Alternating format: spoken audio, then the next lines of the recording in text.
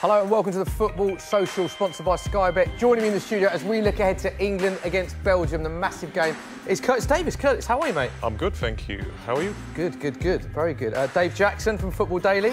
Nervous. Wearing the current England shirt, which I've heard that you've bought this morning. I have, from... I'm not just probably allowed to say which shop I got it from. I did get it this morning, yes. OK. And Adam Templeman back again by popular demand in the shirt that is far too big for him. Why do you wear that shirt? That's why the pizzas are here. I'm going to smash through these two. And then fill it out. Fill it out, yeah. It needs to. Temps, you've got a very important role because as well as us in the studio, we want you guys to get involved in the discussion. And what are you after, mate? I'm after good questions. So leave them in the comments below or you can tweet me. At Football Daily UK with the hashtag #TheFootballSocial, and I'll throw them over to these guys. Yeah, no question, no such thing as a bad question. Right, the England team is in, and there are a lot of changes. Here it is. So Curtis, 9 changes to the team that has performed so well. What are your thoughts on this England starting lineup? I think it's good. I think it's good to get people like Alexander-Arnold as a young lad, get him a game, a competitive game, get Rose out on the park, who, for me, is one of the best left-backs in the world, if he's fit. And I think seeing Rashford and Vardy up front's exciting as well. And it's one of those games where if we win, it's good. But if we don't, it's good. So we'll obviously talk about that later. Yeah, we will go into that in a lot. 8 changes, so I got a bit carried away. 8 changes to the England team. The reason I said 9 is because that is the amount of changes Belgium have made. So if you think England are mixing it up, Dave, 9 changes. For Belgium. I know that you're a big fan of Den Donker. What can you tell us about him? He is a massive centre-half. Yeah, he plays for a very prestigious club. I'm not sure what it is, but I know it's very, very prestigious. Anderlecht. He plays for Anderlecht, you know what I mean? They're, who are a very prestigious club, as I just said. But if you look, there's still some very decent players in there, right? You know, you've got Dembele in the middle. It's still a strong team. Yeah, you know. Absolutely. Temps, what I want to know is, what are people saying on social? Are they pleased that England are resting players or slightly upset? I think, honestly, they're more pleased that Belgium are resting players. Right. So I put a poll out, thoughts on the England 11. England win is 39%, Belgium 30%, draw 31%. So it's really tight. Quite tight. Basically, people think Belgium would have play a negative. You thought the draw would be higher? I thought the draw would have been higher. You think so? It is a very interesting match in terms of all the connotations that we'll go into. But first, we've got some great incentives from our mates at Sky Bet. This is brilliant. If you place £10 worth of bets on the match tonight, you will get a £5 free bet. You must get those in before kick-off, importantly. Minimum odds of 1 to 3 apply, valid until 7 p.m. You have to be 18 plus, and full terms and conditions apply. Plus, we've got a great request to bet. Marcus Rashford, who, as we've seen, is starting up front with Vardy. First goal scorer is 6 to 1. Odds subject to change. See skybet.com for the latest. You must be 18 plus, and of course, full terms and conditions apply. Right, guys, I want to go in depth into this England team. We've been playing so well in this tournament, Dave. OK. Would you have liked to have seen us play with the same team? Well, in order to win a tournament, right, you're going to have a big squad, right? You know, and I'm quite pleased to see Vardy and Rashford, because that is our plan B, right? If like Kane starts coming deep and, you know, there's a load of the defenders, there's other teams, they just sit further and further back, we're going to have to go with pace, right? So I'm interested to see what Vardy and Rashford can do today. The thing for me is, though, Harry Kane, 5 goals in 2 games, unbelievable form. He would want to be starting, wouldn't he? Especially with the Golden Boot. He'd be devastated, wouldn't he? I think he would, but the thing about it is you're playing Belgium. It's not a given. It's not like, with all due respect, the Panama game where you're expecting to get a hatful, which he did. It's Belgium. You've got to be respectful of their team as well. But my biggest positive is seeing Rashford, really, because I thought he should have started. Ahead of who? Ahead of who? Well, possibly Sterling, I'd say. If that's the role, you're playing Kane and Sterling up front, I'd say you'd have to have Rashford, because the way he went into those games before the World Cup started, the goal he scored, and he's just looked really good. So I think he can count himself a little bit unlucky, but he's got his chance tonight, and hopefully he takes it. Yeah, where do you sit, Sterling v Rashford debate? I was really glad to see Sterling start the second game, because I think like I thought he actually played very well against Tunisia. He just didn't quite take them chances, right? And I feel, particularly with the run-up to the World Cup he's had, I think it was very important for Gareth to actually back him and go, yeah, you are still my man, and you're going to go and play. I get what you're saying, because he's always getting in the right positions. That's the thing. I watched the Nigeria game before and the Costa Rica game. He was causing all sorts of problems, but just couldn't get that goal that he needed. Whereas Rashford, obviously, Costa Rica game, bang, scores a worldie. Unbelievable goal. And that's what you want. You need that confidence going into the World Cup. Yeah, and we've got a question from Kirk, who wants to know... Yes, Kirk, keep the questions coming. What is the best outcome for England, first or second? What would we prefer? We've all said it, second. Definitely second? Do you think that? You think the best outcome I think the best outcome is second, but in a similar way that Senegal have just been knocked out, that we get second by default by either yellow cards or lots, that we don't lose, so we're not going into the next round with a losing mentality. But ultimately, if you're going to win it, I know you need to beat the best, but you potentially avoid a quarter-final with Brazil. I think it's more important that we don't lose, and where that kind of leaves us, either first or second, I'm not really fussed, really. It's just important that they don't lose. Yeah, for those of you who don't know, where have you been? But this is the situation. England and Belgium have got the same amount of points. They've got the same goal difference. They've got the same goals scored. So England currently sit top on the fact they have one yellow card less than Belgium. Yeah. So the scenario would be if England and Belgium drew today and Belgium picked up, let me get my maths right, one less yellow card than England, it would all be the same. So and the outcome will be decided by a drawing of lots tonight. In Moscow. I mean, that's crazy, isn't it? I had to look it up to make sure I knew. Yeah, it was. Honestly, it's a toss of a coin, isn't it? Might as well do Ching Chang Walla at the halfway line. How would you have it? What paper, scissors? Yeah, exactly. That's exactly it. So it's strange if it ever was drawn, if it came down to that. But then again, if it has gone down to that, then we haven't lost either. Yeah, that's what it's saying. So you're saying the best outcome is if it happens, you don't want us to lose 4-0 to Belgium. It's by default. If it happens, we're second by default, that's fine. But, yeah, no one wants to lose a game because ultimately, especially those players that are coming in, confidence will obviously go down a bit. But whatever happens, it's going to be a tough run to go and win it anyway. It is going to be a tough one. England have been playing well. So it's interesting, this is a big point. Let us know on social media what you think. Should England be playing with a full-strength team or resting the players? This was posed to Roberto Martinez. Here's what he said before the game. The priority is not to win. That's the reality. We put ourselves in this situation. We wanted to qualify. We've done that. There are players in yellow cards. I don't think it would be professional from us to put those players in a risk to miss the knockout phase. There are players that they've been in very demanding games. We played at 3 o'clock in Moscow. We played in Sochi with the humidity conditions that we had. So it's very important for us to protect, or just to give every player the best possible program to be in the best condition in the knockout game. Curtis, I can't believe you started by saying the priority is not to win. Do you think he's just not quite got the words he wanted to say there? Because that's crazy for me, hearing that from a man. Yeah, I think after the fact, you look at that quote and it sounds a little bit wrong. Right. But I think what he means is obviously his priority is protecting those players on yellow cards and protecting probably people from injury. Yeah. And I'm sure, similar to Gareth Southgate, he's thinking about the squad. He's thinking about keeping it harmony. We spoke about it earlier, saying that the likes of when Michael Carrick come out and said going away with England was a nightmare because you might be away for a month and not kick a ball in a competitive game. Yeah. So I think Gareth Southgate's approached it well in terms of giving them that game so they feel part of it. Yeah. And then when the stages come along, he'll know who he can rely on if one of the starting 11, as it were, get injured. You must have played with players who've gone to tournaments and not played. What is the reaction from players that go to a squad and don't feature for a minute? I think if you're a player that didn't play at all sort of in the build-up to it and you was always a squad player, some of them sort of accept it and just happy to be part of it.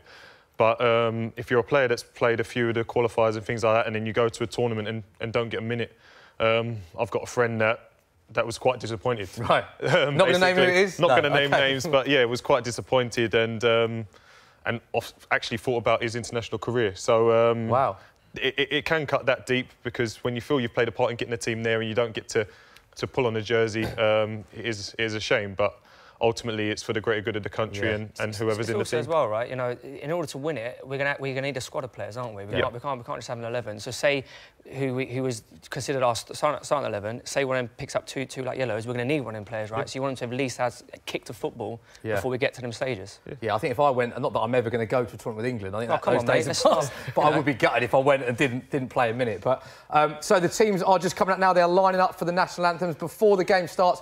We can hear what Gareth Southgate had to say about this same issue. This was yesterday. We want to win the game, and you know that would mean we top the group, and we would go into whatever game we go into moving forward. And I go back to the fact that we're trying to develop a winning mentality. We have no idea who, when or where we will play in the next round, but we're pleased that we're in the next round. We've not won a knockout game since 2006. Why we are starting to plot which would be a better venue for our semi-final is beyond me, really. See, this is what I mean, Curtis. It's a completely different answer to what Roberto said. Southgate quite rightly is saying there, we're here to win every single game. Yeah, but at the same time, he's made 8 changes. So if that is the case, obviously he's spoken about it in past interviews about the dynamic and, as we just spoke about, the squad and everyone being together and everyone getting a game. But if you really think that, then you'd play the same starting 11, or you'd maybe make 1 or 2 changes. So he can say that, but we all can see a bit through it, to be honest. Interesting. Right, Dave, your boy Zach, there he is. He's Go on, just a big monitor. Okay. Come on, mate. Hello, Zach. You're in Croydon. Tell us what's going on there, mate.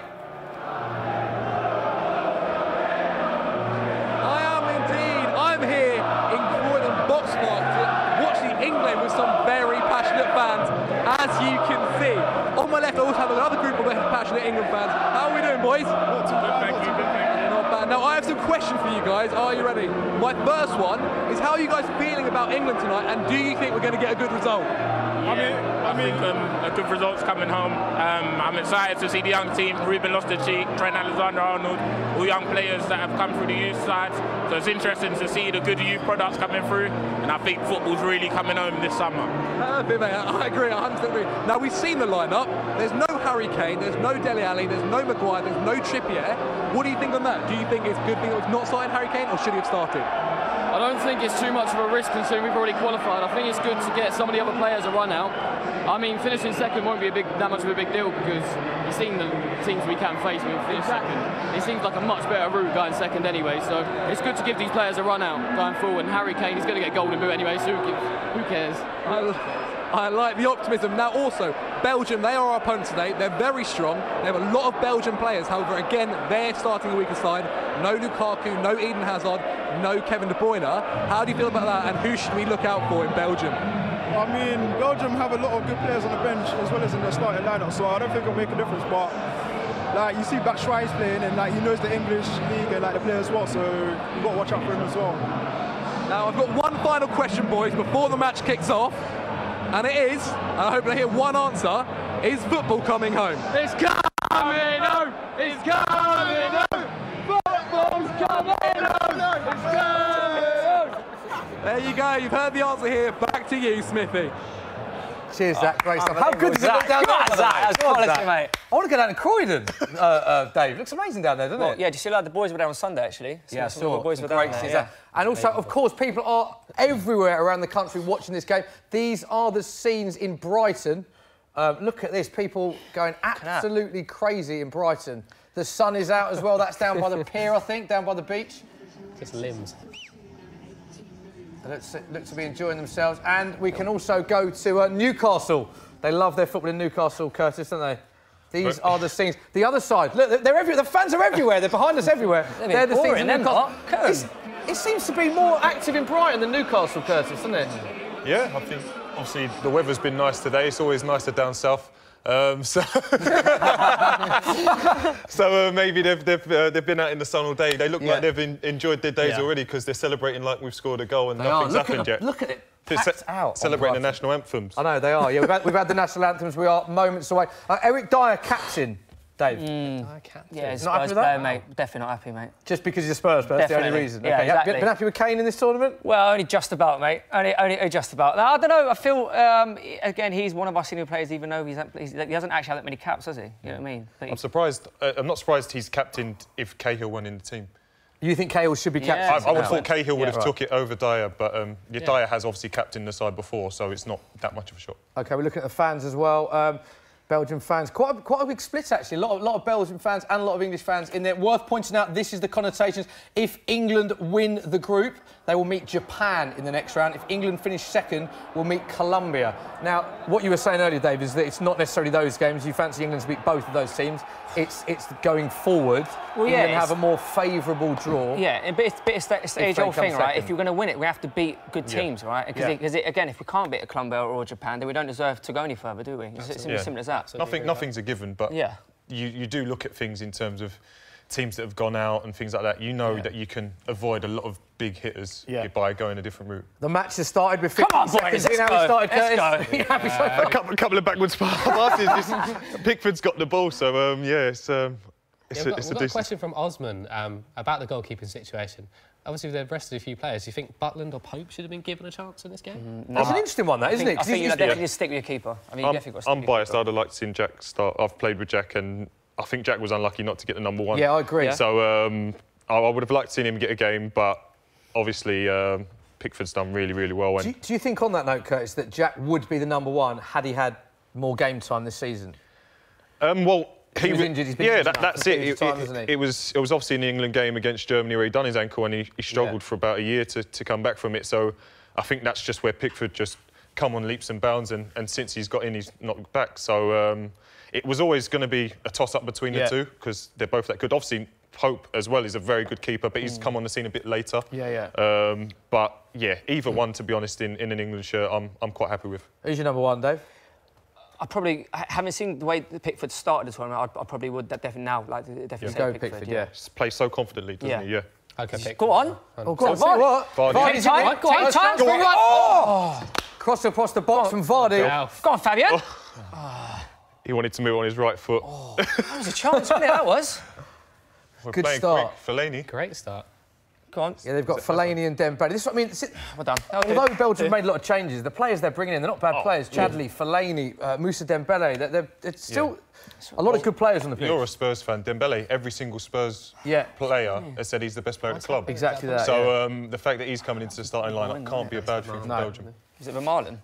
Interception. Not shocked by that. Yeah, Curtis, a lot of your former teammates in this England squad. Harry Maguire, of course, Ashley Young, Jack Butland, Fabian Delph, Gary Cahill. Didn't play with him, but you were there. Have you been speaking to any of the boys out there? I spoke to Harry recently and just spoke to him about, if England aren't going to win it, who do you think? And he said, obviously, after playing Brazil in that friendly at Wembley, he said that Brazil were a scandal. Really? He said that. Scandal, that was it. I think Brazil that day had something like 65-70% possession against England, and that was a strong England team. So he said that he couldn't see the ball, and it was just the Neymar show, really. Just whenever Neymar got the ball. Do you think when you spoke to Maguire before, do you think he thought he'd be starting in the World Cup when you spoke to him? Because it was a bit of a shock, wasn't it? Like when he started, we had obviously Gary Cahill, who basically started every game in the Euros, didn't he? And you're thinking more experience. But this is it.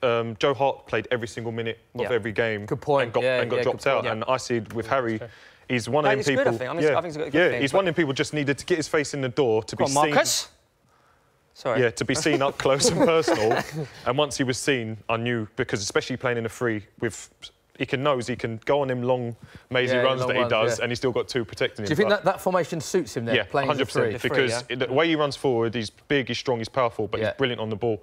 And he can also help, obviously, us create as well as defend well. Yeah, great tweet as well, wasn't it? He was there as a fan 2 years ago. Like I said, Gary Cahill starting, and now he's replacing him. And 2 years ago, he was there as a fan, and he flew out all his mates who he was with in France. It's quality, isn't it? Brilliant, absolutely brilliant. I'm so glad to see Danny Rose start, because I feel like against better teams... Spurs player?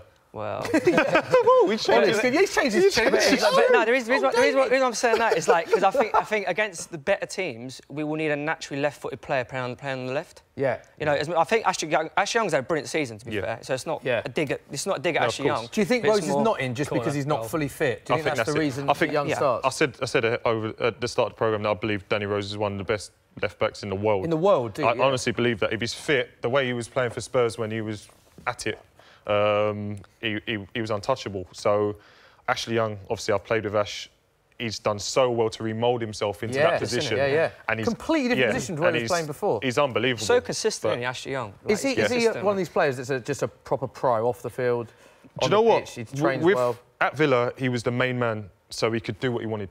In terms of, our game plan sometimes was give Ash the ball, he'll win us the game. Yeah. And that was it. Martin O'Neill, give Ash the ball, he'll win us the game.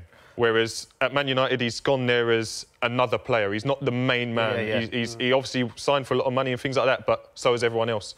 And it's credit to him because he's dug deep. He could have easily left and thought, I want to play left wing. But he said, no, I want to be a Man United player. And that's why he's readapted himself to this left wing position, or left back. But as left back, he's pretty much still playing left wing for Man United. That kind of story is such a good example of other players, right? Going as you said, he could have left. Yeah. Probably at this stage, probably more actual money as well, right? Yeah. But he stayed, and now he's playing in the World Cup. You know what I mean? It's such a... On that note, the left wing back, Danny Rose's comments. What did you make of Danny Rose's comments about how he wouldn't necessarily encourage his kids to go into football? What he's seen about it? What did you make of those comments? It's tough, really. I think he's had a bit of a hard time of it recently, Danny, and obviously he's going by his own personal experiences of what's been happening. I think that's at the forefront of his mind. I think obviously if he has kids and he has a boy that grows up to be a footballer, I'm sure he'd be a very good shot. Oh, me waffling on there. Missed Great that, save from Pickford. Go on. Well, Vardy, chase him down. Right, son. Again. Well done, Vardy. But Good atmosphere here today, isn't it? Go on. So but if he has a son that ends up being as good as he is and potentially go on and play for England, he'll be proud. He has to be tighter than that. Is that Chadley? Not sure who that was. I think it was good shot. First chance to Belgium. Strike outside. Pickford makes the save, and Vardy just showing that bit of pace as well. He's so dangerous, isn't he, Vardy? Like if you're like a defender, you would not want to play against Vardy, would you? He's so dirty as well, and he trying to kick and everything. No, he's just he's non-stop. Yeah, that's what it is with him. He chases energy levels ridiculous. But I think that comes from his white ball. His non-league upbringing. That any balls that look lost, he'll chase still because he's quick, and once he gets there, he's aggressive enough to lean into you as well and give himself a chance. So yeah, Omri wants to know. Obviously, Harry Kane's not starting. So who is England's standout player, the star man? What is on the pitch now? On the pitch right now, yeah. I'd say Rashford. I'd have to agree. I'd say game winner. Go on, Marcus. Oh, go on. For me, match winner, Rashford. Yeah.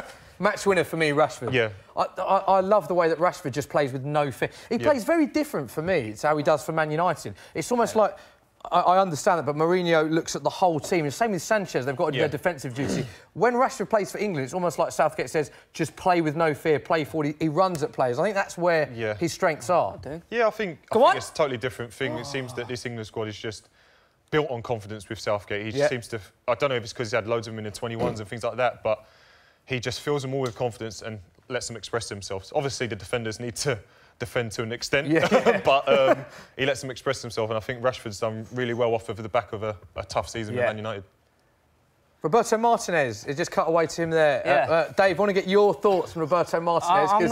I'm not his biggest fan. That's being kind to what you said off camera, No, I just don't understand how someone gets fired from Everton and he walks into one of the best jobs in international football. But before then, he won the FA Cup with Wigan. He did a great job with Wigan. Do you think his style might be better suited to international football, though? Do you know how he likes to play? Like, even with Wigan, he used to play out from the back, everything, and...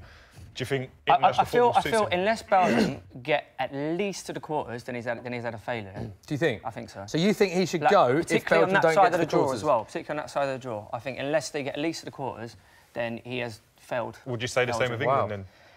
I would say how the tournament's panned out, I think we should be at least getting to the quarters. Just because of how well we've done so far? Yeah. So you think anything other than quarters is a failure for England? I think so. Let us know what you think in the comments section. Get your comments in. Temps, what are people saying about about the strength? I put the poll out saying, should England be playing a full-strength team?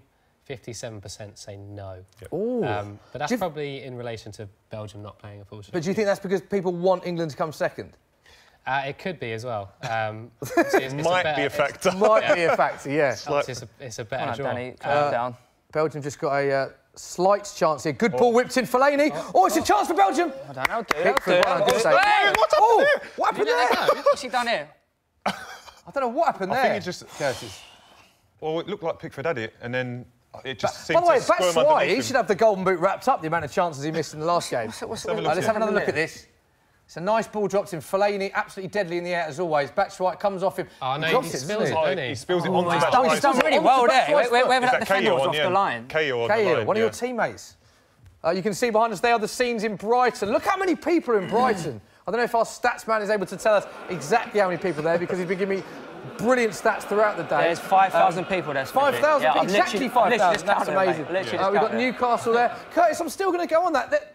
That's very passive for people from Newcastle, isn't it? It is, yeah. They're famed for their atmosphere. What's going on? I think we needed a more interesting game in terms of if it had a bit more on it. You might see a few more people on edge, but because they know we're qualified already, they're a bit more relaxed. And they are, aren't they? Enjoying the sunshine, enjoying a beer. Stand up, seated, man. Danny. Come on.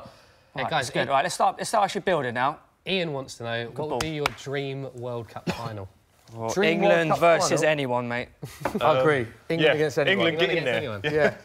Because ultimately, you could say you want a lesser nation, but if they've got to the final, they must have done something well. So absolutely, yeah. Right, look who's standing by. There he is, the man with the best barnet of all of us. There is Zach Jeleb. Zach, what is going on in Croydon right now, mate? Oh, it's electric. It's like being in Russia right now. It's unbelievable. Look at that. We're just cheering a corner. We know what that means. England get a corner, it usually leads to a goal. I can't put it into words right now, it's mad. Mental, like ridiculously. Look at that. The size of his head. I don't mind saying They are the scenes in Croydon. I've got to say, Croydon winning the most animated fans so far from Brighton, Croydon and Newcastle. Go on. As we come back, chance for England. Oh, come on. Curtis, in case any of our viewers didn't hear that, Dave was asking you why Harry Maguire is so good in the air. Now, bear in mind, Curtis gives us the insight of being a professional footballer. Corner, that'll do. Come on, England. And this is give better. us insight that none of us have. What did you say as to why Harry Maguire is so good in the air? I said, have you seen the size of his head? Brilliant. He's got a massive nut, apparently. He's got a massive nut and it stands on 6'5" shoulders, so... He's a big old boy, isn't he? He's a big, strong lad, and like I say, the ones that were trying to wrestle him the other day, it looked like men and boys, really, just trying to get hold of him. Zach is right, though. England plus corners equals madness. Well, but Trippier's not on the pitch. But this thing I love about this England team as well, right? It looks like they've actually practiced set pieces. Yeah, the goal the other day. Which you'd like to think they would do as an international team. Go on! There you go! Oh, you scored! Oh, that was close to swearing. But unlucky. That's good, that's better. I'm glad it didn't go in. It was a foul anyway. Was it? But hang on a minute, Curtis. We don't want it to go in, do we, apparently? When it comes second. Come on, Belgium. I'm joking. Come on, draw. Gary Kane. There we go. There's definitely one. Just replaying the two chances. So England and Belgium have both had chances. He's done incredibly well there. Belgium probably with the best chance of the game. Jimmy wants to know, who/what is England's biggest weakness? Ooh, I'll be honest. I think it's probably, like, as you get further on, probably their inexperience. Like, because I think that's a positive. Yeah. I think that's one of our biggest strengths. I feel like there'll be teams that know how to see out games. But I think the problem for England in the past with golden generation, with Wayne Rooney, I'm Wayne Rooney's biggest fan in his prime. When he was 32 and we felt like we had to pick Wayne Rooney. Towards the end of Gerrard, Lampard, conundrum. Don't get me wrong, this is now a team. The thing now, for me, is that there's no players that have to play. He's playing everyone on form, which I think is one of our biggest strengths. I think also expectation. Like, don't get me wrong, England always expects. Go on. Go on, Trent. Lovely little ball. Oh, good ball, great ball. Unlucky. You think that's the expectation a bad thing? The way that so obviously England always are expected to do big things, but not as much this year. Yeah. After the last tournament, we've got almost a bye this tournament. Yeah. That you've going with the second youngest squad, it is, and I think least caps or something like that. Yeah. To a tournament. It's weird. I think with this team, I feel like the nation actually likes this team. Do you know what I mean? Does that make sense? I think Gareth Southgate's a big part of that. Yeah. Due to the fact, the way the media have worked, they had that press day recently where they invite everyone. Everyone down there. So nobody's going to be like a bit bitter because they didn't get an exclusive with this player, that player. They let all 23 players out, let as many outlets wanted to come. Yeah. And ultimately, I think that's what's worked well. And if we're going to draw from experience, who better than the manager himself? Yeah, I think the squad, the FA, Southgate have been brilliant with the media. Yeah. Absolutely brilliant. And it's also, there's so many pics and videos that you see of the players, like, seem to be loving being away. You hear so many stories. Capello, South Africa, the players weren't allowed out. Yeah. You know, you see the German team going up Table Mountain. You see, you know, the Spanish team. They were all doing stuff, and Capello wouldn't let England go out, which is his mentality. Fine, but they seem to be enjoying being ketchup away. As well with Capello. No ketchup. Yeah, what do you make of that? No ketchup. Oh, it was weird. It was. Do you like ketchup? Well, it was Gabby and Ash that struggled actually. They'd have ketchup on spaghetti bolognese, so that's why they ketchup on spaghetti bolognese. That's the kind of thing they do, yeah. But when we went away, it was a bit interesting. Talking about the underdog, Curtis, you obviously famously played in the FA Cup final for Hull against Arsenal. Yep. Massive underdogs, but you scored that day as well. Yeah. Did so well. Don't want to talk about it. Fine, England are playing well, aren't they? But you know, when you go into a game as an underdog, because you started so well in that can be a good thing, can't it? Yeah, there's no pressure on you. Oh, of course. Like, listen, you go into the game. I think before that game we got beaten by Arsenal 3 weeks before it, 3-0. Yeah. Could have been 5-6. Yeah. So you go into it off the back of that. Everyone's expecting you to get beat. Just go out and enjoy it. Yeah. And then after that, obviously being 2-0 up.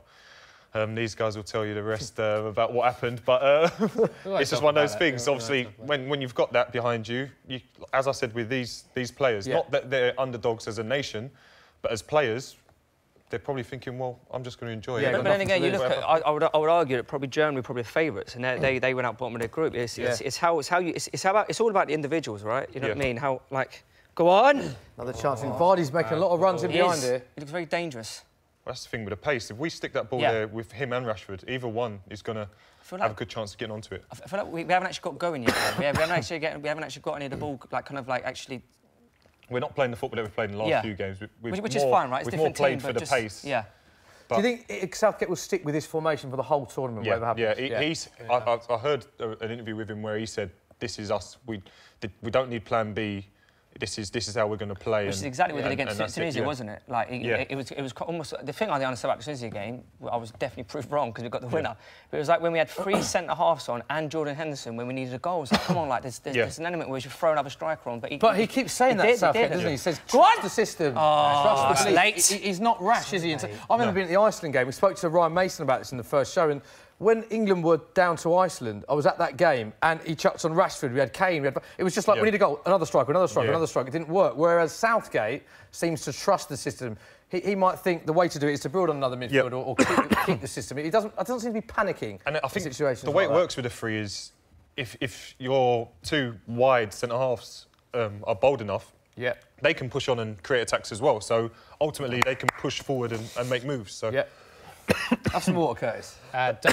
Dumb Originality. Great name, by the way. That's a great name. Dumb Originality. If you could bring back one England legend in their prime, who would it be? That's a great question. Curtis Davies. Gazza? Are you all right, mate, by the way? Paul Scholes. OK. Paul Scholes. I love him. Do you? Yeah, hero. We'll let you get a breath. Do you want some water? Do you want some more water? Who would I go for? I'll nick your water. Yeah. I'd get Paul Scholes and play him in the middle. That's what I'd do. Is he one of the best players you've ever played against, Paul Scholes? He's one of the best players Premier League's had, in my opinion. That'll do. English player, whatever. He's just unbelievable. I'm sorry, it's like Curtis is really stunned. Well, let him breathe. One player, Dave. One player. OK, I would say a 2004 Wayne Rooney. A 2004 Wayne Rooney? Because when in that tournament, Croatia. He was ridiculous. He was like, teams literally did not know how to defend against him. A bit like Michael Owen in '98. 98, yeah. I just feel like Wayne had... He was ridiculous, that tournament. You know, a little bit after that, maybe not so much, but like during that peak tournament, and then... And it was weird about that, in terms of that actual tournament in 2004, it was like as soon as he got injured, we almost just lost our shape, we lost our direction. Like, it was so strange. So if I was to bring one player back, it would be Wayne Rooney for that 4 weeks. Mine would be Gazza, just for the passion.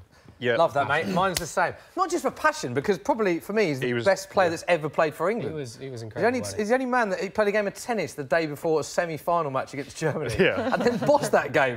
And then he came back, it was Gazza-mania. It's like... unbelievable player. Right, so it's 18 minutes gone, 0-0. So as things stand, I think I'm right in saying England will still top the group. Danny! There we go. Go on! Disciplinary could play a big factor in this. This is like... Come on, there's one. This could be a yellow card. There is a yellow card! This is big. This is big. Celebrate yellow cards. So it's another yellow card, which means if the match ends 0-0, England will win on the disciplinary record. On that note, Curtis, it's interesting that today Senegal became the first team ever to go out of a World Cup due to fair play. Yep. That's why I shouldn't go around kicking people all the time. Good point, yeah. If you know the rules. It's a good moral for kids, this rule, isn't it? I think... Don't go around kicking people. I think it is so harsh, but ultimately... The rules are there beforehand. You know that if you're going to pick up silly yellows along the way, then unlucky to you. Yeah. Sounded gutted about that. Trent is like, he's got such a good set piece, this fella. Like he's like a massive prospect, isn't he? I know he's not a prospect, he's playing. You know what I mean? Such a big prospect, he's playing. Just like played in the Champions League final as well. You know what I mean? So. Bless him, he's got a future ahead of him. No, he's obviously come on leaps and bounds. Obviously, a young lad. The right backs they had at Liverpool got him through injuries, and obviously he's just never looked back. He's like number 11 Vardy, because he's just pitting around the back here. He is, he's waiting for that little... Yeah, go on! It's a chance. Nice ball in, good ball in. Who do you guys reckon is going to be our first goal scorer? I think Rashford. We're all going to jump on the bandwagon. England certainly look the better team in this game, don't they, would you say? I'd say it's about evens, to be honest. I think we've had the more... Well, other than the goalmouth scramble from Batshuayi, I think we've had the better territory, but... There's the England band there. They are. Are we? Home and away they travel. Got to have a lot of respect for them. I mean, bringing a trombone into a stadium. It's got to be hard, isn't it? Fair play to them. Wow. 20 minutes gone. We haven't spoke about Germany yet. So Jason wants to... Why? We're England. Exactly. Get out, Ted. Really good point. It's still massive news. Yeah, Jason wants to know what went wrong for Germany. Should they have taken... How are we going offside there? Come on, boys. Leroy Sané, for me, that was a crazy omission. I think that was a scandal. But ultimately, they had that many players that went. You couldn't really argue with it. If that's what you're saying. If you're saying he's not good enough, but you look at the squad they had, you'd be like, yeah, but... It hasn't worked. Did you watch the game yesterday? I didn't get to see it. Unfortunately, I was on holiday. You were away, I was on a beach somewhere. On the beach, yeah. I was celebrating, to be fair. But no, but it's one of those with Germany. They're not the only ones to do it. Obviously, Spain done it before that. France, Italy. Yeah. So... I bet you should have seen the scenes in the Football Daily office when Germany saw went them. out. It was unbelievable. Yeah, we were seeing great. they go, you know, they go, you know. It was just that. That was it. That was it. Was it just you singing? It was literally just me. It was just It was me. that much atmosphere. It was just Dave singing. You had to be there, I think. But And the thing was, I was actually singing after the game on my own, just literally singing there. Oh, come on, boys. Little stat for you guys. Go on, Smithy. Combined English Premier League appearances, England have 3,275. Obviously, all 23 players play in the Premier League. Belgium, 2,290 Premier League appearances, which is incredible. 15 of their 23 players going back to the have played in the Premier League. Is that a good thing or a bad thing when you're playing against players that you already know? Because so many of these players know each other. Yeah, well, it can work both ways. You'll know if you've played against, say, Marlon and you've had the better of him. It might be in the back of his mind and the back of your mind. Okay. Your mind for confidence, his mind to thinking, don't leave me alone with him, sort of thing. So it's one of those things that it can work for you, but it's international football. It's a totally different style to the way they play with the club. But I think the biggest thing at the moment is because both sides are playing three at the back, sort of cancelling each other out at the moment now. I think that's probably why we've gone long a lot of the time today, because if they see the space down the sides of the centre halves, then I think they've been trying to exploit it. Scenes in South London over here. It's Croydon. Croydon is the place to be right now. If you're not in Russia, the scenes in Croydon are great. Dominating the internet all week with all the goals from the Tunisia and the Panama games. That place, I think, will erupt if they see an England goal or a Belgium goal, because we'll finish second and get an easy route. No, come on. We want to see some sort of goal anyway, just to make it want to a see some sort of goal, yeah. We can't have a 0-0 after all this. We can't have a 0-0. Come on, boys. This is Brighton. Let's see how they're getting on down at the beach. There are thousands of people down at Brighton. There they are. The sun is shining. This guy's quite chilled out, isn't he, at the front, Curtis? But he's having a little peck with the missus. Yeah. Obviously, he's there for the game, obviously. He's there for the game, joining in, yeah. Just checking in with the missus. And these are the scenes in Newcastle. Again, quite passive. Yeah. What's going on up there? Very polite applause, isn't it? It's like they're watching a cricket or something. Come on. It is. Yeah, I mean, come on, boys, liven up a bit. Boys and girls, come on. Yeah, they're not actually watching the game. Have we confirmed they are watching the game and not Love Island?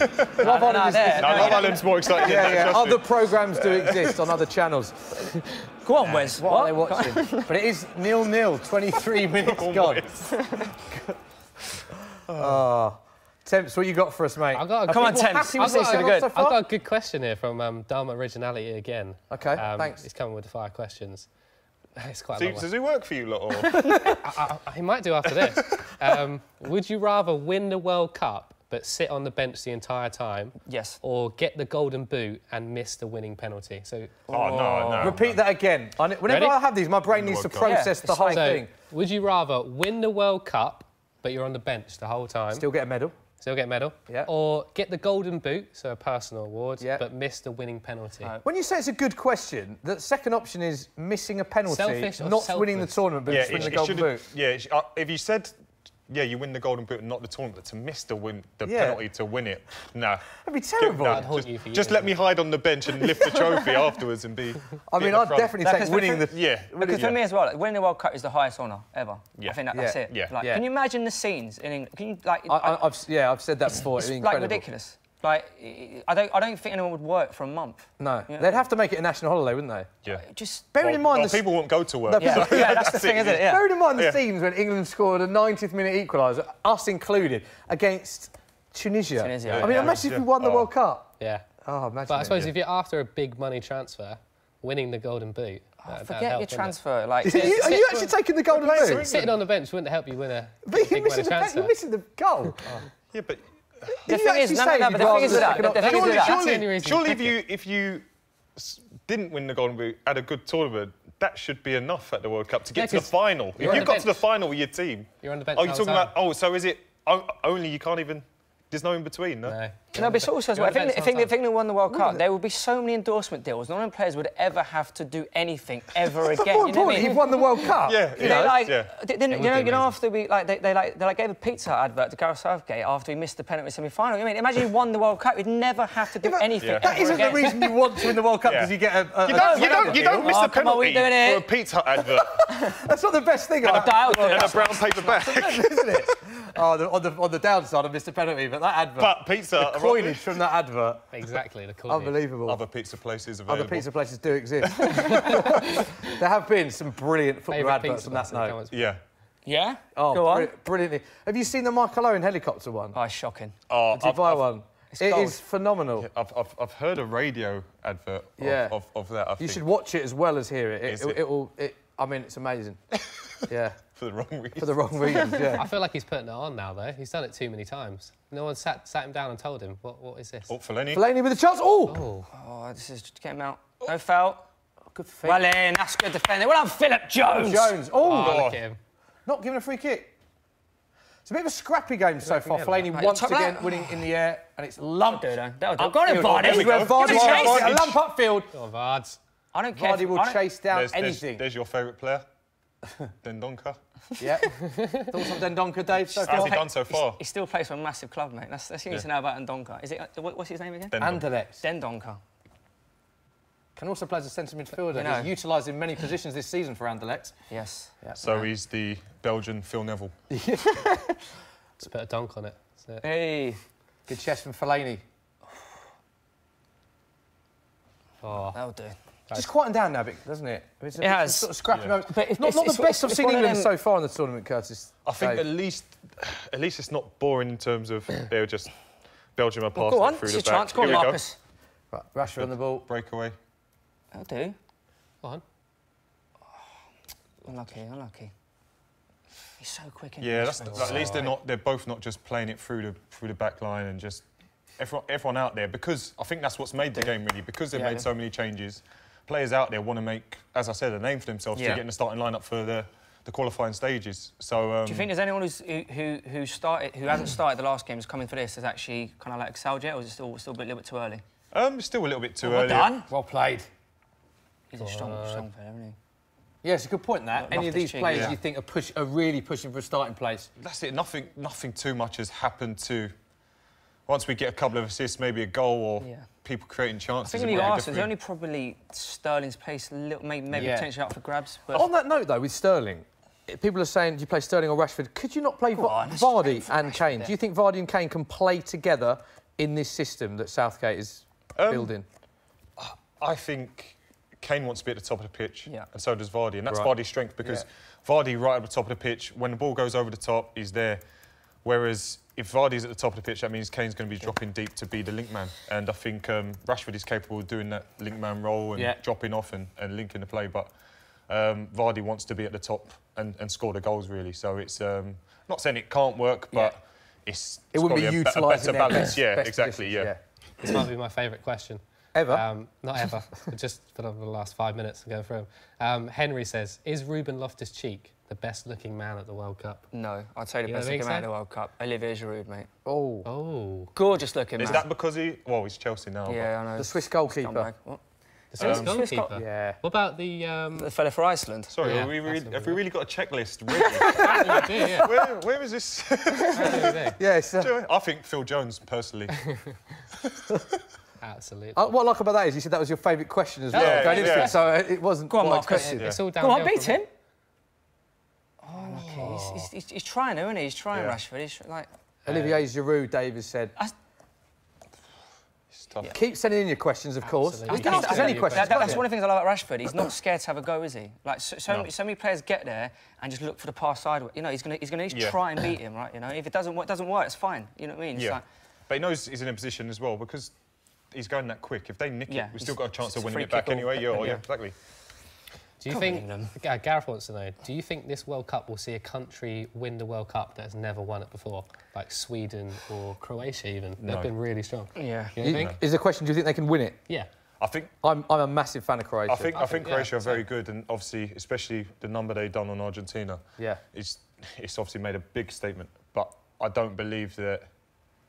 Obviously, it depends on their route and how things go, but lovely. I can't see a new nation winning. Go on, Trent. But I'll eat my words happily to see. Nice ball! Trent Alexander-Arnold's gone to whip the ball in. I'm pretty sure that was a cross, but it so nearly went in the back stick. For me, Curtis, Luka Modric's been one of the players of the tournament. Is he someone that you've played against? Yeah, I've played against him. He's just different class. He's a genius. He's a genius. One of the best players you've ever played against? Who would you say is the greatest player you've ever played against? Since he's stepped up and obviously gone to Real Madrid, with all due respect, leaving Spurs and going to Real Madrid and winning Champions Leagues, it's been highlighted more. But at Spurs, playing with the likes of Van der Vaart and Bale and all that, he was still top draw, which earned him that move. But like I say, everyone's talking about him and now saying, like, is he a Ballon d'Or candidate and things like that. He probably is, but unfortunately he lives in the age where Messi and Ronaldo exist, and he will get nowhere near it like none of the others have. But yeah, I think the best player I've played against, personally, man to man, is Alexis Sanchez. Yeah. Why? Yeah. What made him better than these other great players you mentioned? Works his nuts off more than anyone else. Okay. His technical ability is as good as everyone, or better than a lot of people. He's a goal scorer. He's strong. Go on. He's good in the air. Even how many more? It's got a yellow as well. Another booking. It's got a yellow. There we go. I'll tell you what, if this is very interesting now, because this is quite a few more cards. Don't forget that Belgium had one more card than England going into this match, and they've picked up a couple now. So who was that? The Don card? It would suggest that a draw means England would go through top. It looks like Belgium would have to win. This is the table as it currently stands. Here it is. There it is on your right-hand side of the screen. Which means so we face Japan, right? Points, head-to-head goal difference, goal scored is exactly the same. But that's quite a few more yellow cards for Belgium, which means England would top the group. It looks like Belgium are going to have to win. Do you think that's Martinez's tactic? Similar to what we said. Similar to what we said. Lose on the yellow cards rather than losing the actual game. That might be. I mean, he literally said winning wasn't a priority. So yes, it probably is. This is the chance, by the way. Here we go. This is it. This is the big one. Straight on Cahill's head. The problem is we've worked to our best ones already, so everyone knows what we're doing. Honestly, I just want to see us attack the ball. Just in case. Just big breaking news, guys. Panama have gone 1-0 up against Tunisia. Massive news. Do you care, Dave? Massive news. I could give 0. Okay. I do not care, mate. I do not care. Come on, straight on his head. Here we go. Chance for England. Dyer. You ready? I'm ready. Curtis has called it. Dyer with the header. Trent Alexander-Arnold whips one in. Oh, it's terrible. It's another corner, all right? Another corner. Another corner. That'll do. Deflected, that's all right. I like deflected round. Try again. We try again. I feel like him and Rose have actually started very well. I think him, Trent and Rose have scored. I have interest. Does anyone care? Nah, let's move on. He plays for a prestigious club. Massive club, massive club, yeah. It's big news. Corners at the minute. England with 3, Belgium with 1. We'll wait for this corner and I'll throw you the question. We've got another question. We know what corners mean. Cahill. Big chance. Is that another corner? Might be another corner. Loftus-Cheek. Yeah, he is handsome, to be fair. There you go. See, back to the best question of the day. John_77_John from Twitter. 2 underscores. What a great name again. If England go out of the World Cup, who will you be supporting? Oh, good question. Very negative question, that, because it is, but it's interesting. To the next round. Who's your second team? Who you got in your sweepstake, basically? I'm going to say Croatia, Curtis Davies. 2 reasons. One, I've been to Croatia many times, very fond of it as a country. Love Luka Modric. And I got engaged in that country as well. Oh, lovely, Smith. Oh, there we go. Anyone okay? Let's see that. That's nice. Yeah. Is she watching then? No, probably not. Okay, yeah. So Croatia, I'm a big fan of how they play as well. Love Croatia. How about you? I don't know. I just want the underdog. Who's going to be the lowest ranked team left? Russia at the moment, isn't it? Oh, Russia? No, I can't support Russia then. No. I don't know. I think you'd have to be Brazil then, just because you just enjoy their football and just glory hunt, basically. They got the best. I thought Germany would win it before the tournament. So did I. Yeah. But I thought it'd be a Germany-Spain final. But obviously that's gone. Yeah. So. Fair enough. Who are you? I guess if you're going to go out, maybe Switzerland for Xhaka. That's about Switzerland for Xhaka? Yeah. I'd go Russia for my sweepstake, or Sweden. Sweden. I'd love to see Sweden. What a group that was yesterday, by the way. It'd be a great story if Sweden won it. Unbelievable. Sweden went from 3rd to winning the group. Yeah. It's amazing how many groups have been so tight. They haven't they? So tight. Oh, lovely. What a tackle that is. But that's obviously big down to VAR, because the amount of decisions. You think that is, yeah? I think when you see people, them sort of scrambled ones in the box, everyone's sort of, rather than making the tackle... Oh, it's lovely body. Yeah. Even if you get half a bit of the ball, now, because it goes to VAR... Relax. Great ball from Rashford into Vardy. Oh! Thing is, though, that's not the ball for Vardy, is it? Like in the air, like he's channels, isn't he? Yeah, I'm not saying he's bad in the air, but so like you would have tried to nip him, or just nip in front of him rather than high, Waterboy says, "Are you a fan?" Adam Sandler. I'm not making. Waterboy. I wish I was making these names up. I'm not. This is actually a question for you, Curtis. Are you a fan of VAR? I hate it. Really? Yeah. Why? I think as a defender, you're more likely to be penalised for it than... That's just me personally as a defender, because you could make a half-decent tackle or you can make a slight mistake that clips someone, but because he then has a chance to go over and look at a screen in 7 different slow-mo angles, you maybe get a touch on him, but it's not as bad as it seems. But so there was something today in the Colombia Senegal game where it was a penalty to Senegal. Yeah. And then the ref went and looked at VAR and they go, there's no penalty because it was a fantastic tackle. It was Davison Sanchez's tackle on Mane. I think that's the best tackle of the tournament. Yeah. But interestingly, he gave it as a penalty. Yeah. But this is why I like VAR, though, because if he hadn't used VAR then, we've just agreed that's the best tackle of the tournament. If VAR wasn't there, that would have been a penalty. Yeah, well, I guess it could, as a defender, save me as well. But exactly. But don't you think, though, there was a famous incident, Alan Shearer said why he was angry at VAR. He was really angry at VAR. And the game was... It was a Portugal-Iran game. It was Portugal-Iran. And it shouldn't have been a penalty, but that is the referee's discretion to give a penalty. So is that not the fault of the referee if he's made the wrong decision? VAR is still there for them to look at it. So you're more likely to get more decisions right than wrong with VAR, surely? Yeah, surely, but it's still interpretation. Yeah. So, like, some things where... There was one the other day where I thought probably not a penalty and it was given. I was thinking... Well, that's his interpretation still.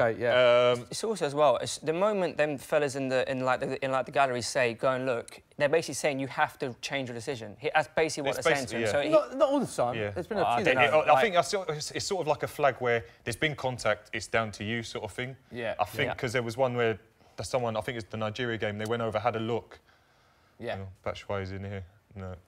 Yeah, I love VAR personally. Yeah. I think it's more dramatic. It's good for talking points, but it's great.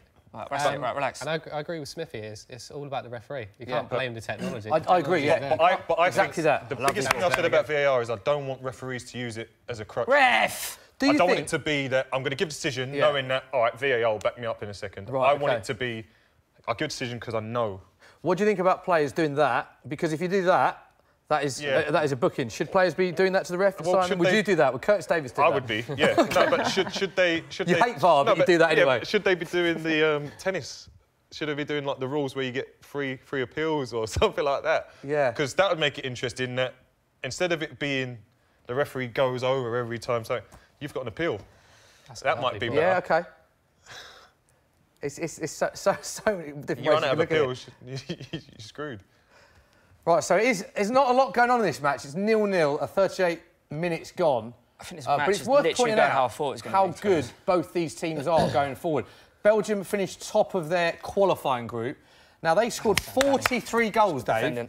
43 goals in 10 qualifying games and only conceded 6. No European side scored more. And when you compare that to England, they scored 18 in 10 games. So 43 goals. Worth pointing out, they did have Gibraltar in their group, and they do ship goals for fun. Lukaku scored 11 goals in qualifying. On top of that, Belgium are the joint top scorers in the competition, alongside Russia and England with 8 goals. So we're looking at 2 brilliantly attacking teams that score goals for fun.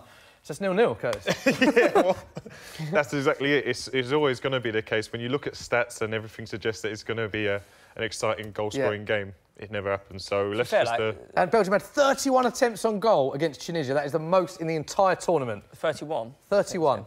It's a lot. Both teams have a lot of good players on the bench over here, didn't they? So if they do need to come on and get a goal. Will they come on, though? I don't think they will. No? I think it's probably more likely to be another... Will you see Harry Kane or Eden Hazard in this game? I don't believe so, no. I think it'll be another unused sub from... Right. the other subs. See the three stars for Belgium. They picked up slight knocks, didn't they? Lukaku has got a slight knock. Lukaku, has been carrying one. Has he though? Do you think he actually has, or do you think that's just an excuse not to play him? I think the fact that he came off in that game when he was on a hat-trick. Maybe. For me, I think, and well, saying that, Kane was lucky, not lucky, but obviously he was lucky with the goal as well, actually. But he was coming off just as he scored the goal, and I think he would have been devastated to have been brought off on a hat-trick against Panama. Do you know what I mean? So, that's a big testament of what Gareth Southgate's doing. He sees that Kane's on a hat-trick, but he doesn't think, I'm going to protect Kane and try and get him his hat-trick. I'm going to bring someone else on to help the team. Much smarter thing. What's Lukaku like as a player? Is someone you played against as well? Yeah, he's a beast. Just...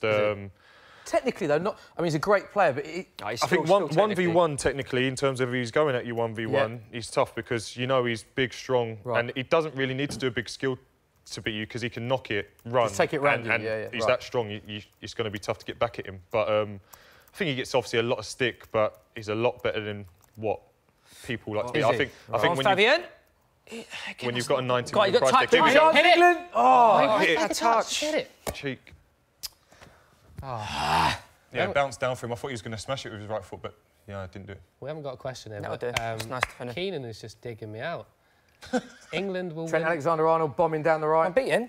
Oh, so Keenan's saying England will win the World Cup if Temps can grow a moustache in time. So I don't know whether... Temps, can you grow a moustache? That's looking all right, Can England win the World Cup? What is more likely, do you think? Maybe just put a poll out. So me to grow a tash. We're going to get a zoom in. Me to fill out the shirts, or England to win the World Cup. Whoever's it, no. Yeah, fill out the shirt. Finish the pizza. Finish the pizza, fill out the shirt. Finish the pizza. Come on, have a slice of pizza, Tim. I should have a slice of pizza every time we get a corner. Go on Twitter now and see how the rest of the world's reacting to this. See how the rest of the world's reacting? Right, come back to me. I'll give you the rest of the world. Let's see who the next players want to have a dig. So, Curtis, we're going on about the connotations of the group. I love looking at this, all the knockout stages. So, obviously, we've said that England will play Japan if they top the group, and they'll play Colombia if they finish second. So this is full screen now. This is England's potential. Now, the issue here isn't who England play in the second round. It's if we win the group, this is who we get. So the issue isn't Japan or Colombia, because we all agree we think we'd beat both teams. It's the fact that we go into this hand side of the draw, which is the tough draw, which has Brazil as potential quarter-final opponents, followed by the likes of Uruguay, Portugal, France and Argentina. So, obviously, a lot of tough teams, the first being Brazil in the quarter-finals. Now, if England comes second, this is what would happen. As you can see, England would play Colombia, but then we'd meet Sweden or Switzerland, and there's only really Spain or Croatia. So, it's a much favourable side of the draw, Curtis, if we finish second. 100%. How far would England go if we're in that side of the draw? Do you know what, though? That's when the pressure might come. Yeah, right. Exactly. What we spoke about before the game in terms of no pressure, you know, go and enjoy it, go as far as you can. If we had that side of the draw, we'd almost be expected to at least get to the semi-final. Yeah. And don't forget... And I'm not saying we couldn't do it. I'm not saying we couldn't do it on the other side of the draw, but maybe playing Brazil and...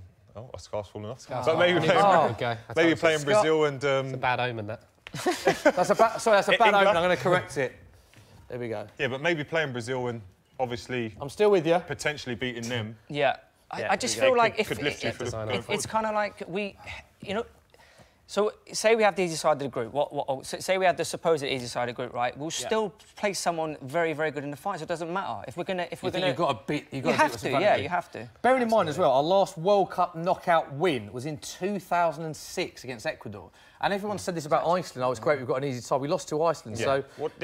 And that's it. It's expectation. Yeah. Like I say, expectation was too much for us then. Iceland were the ones that had, obviously, first tournament and all that sort of stuff, all the hype around the clap. Yeah. By the way, amazing that. Yeah, that would, but it should have stayed with Iceland. I hated it when other countries took it on. It annoyed me, but that's another point. But take that ball!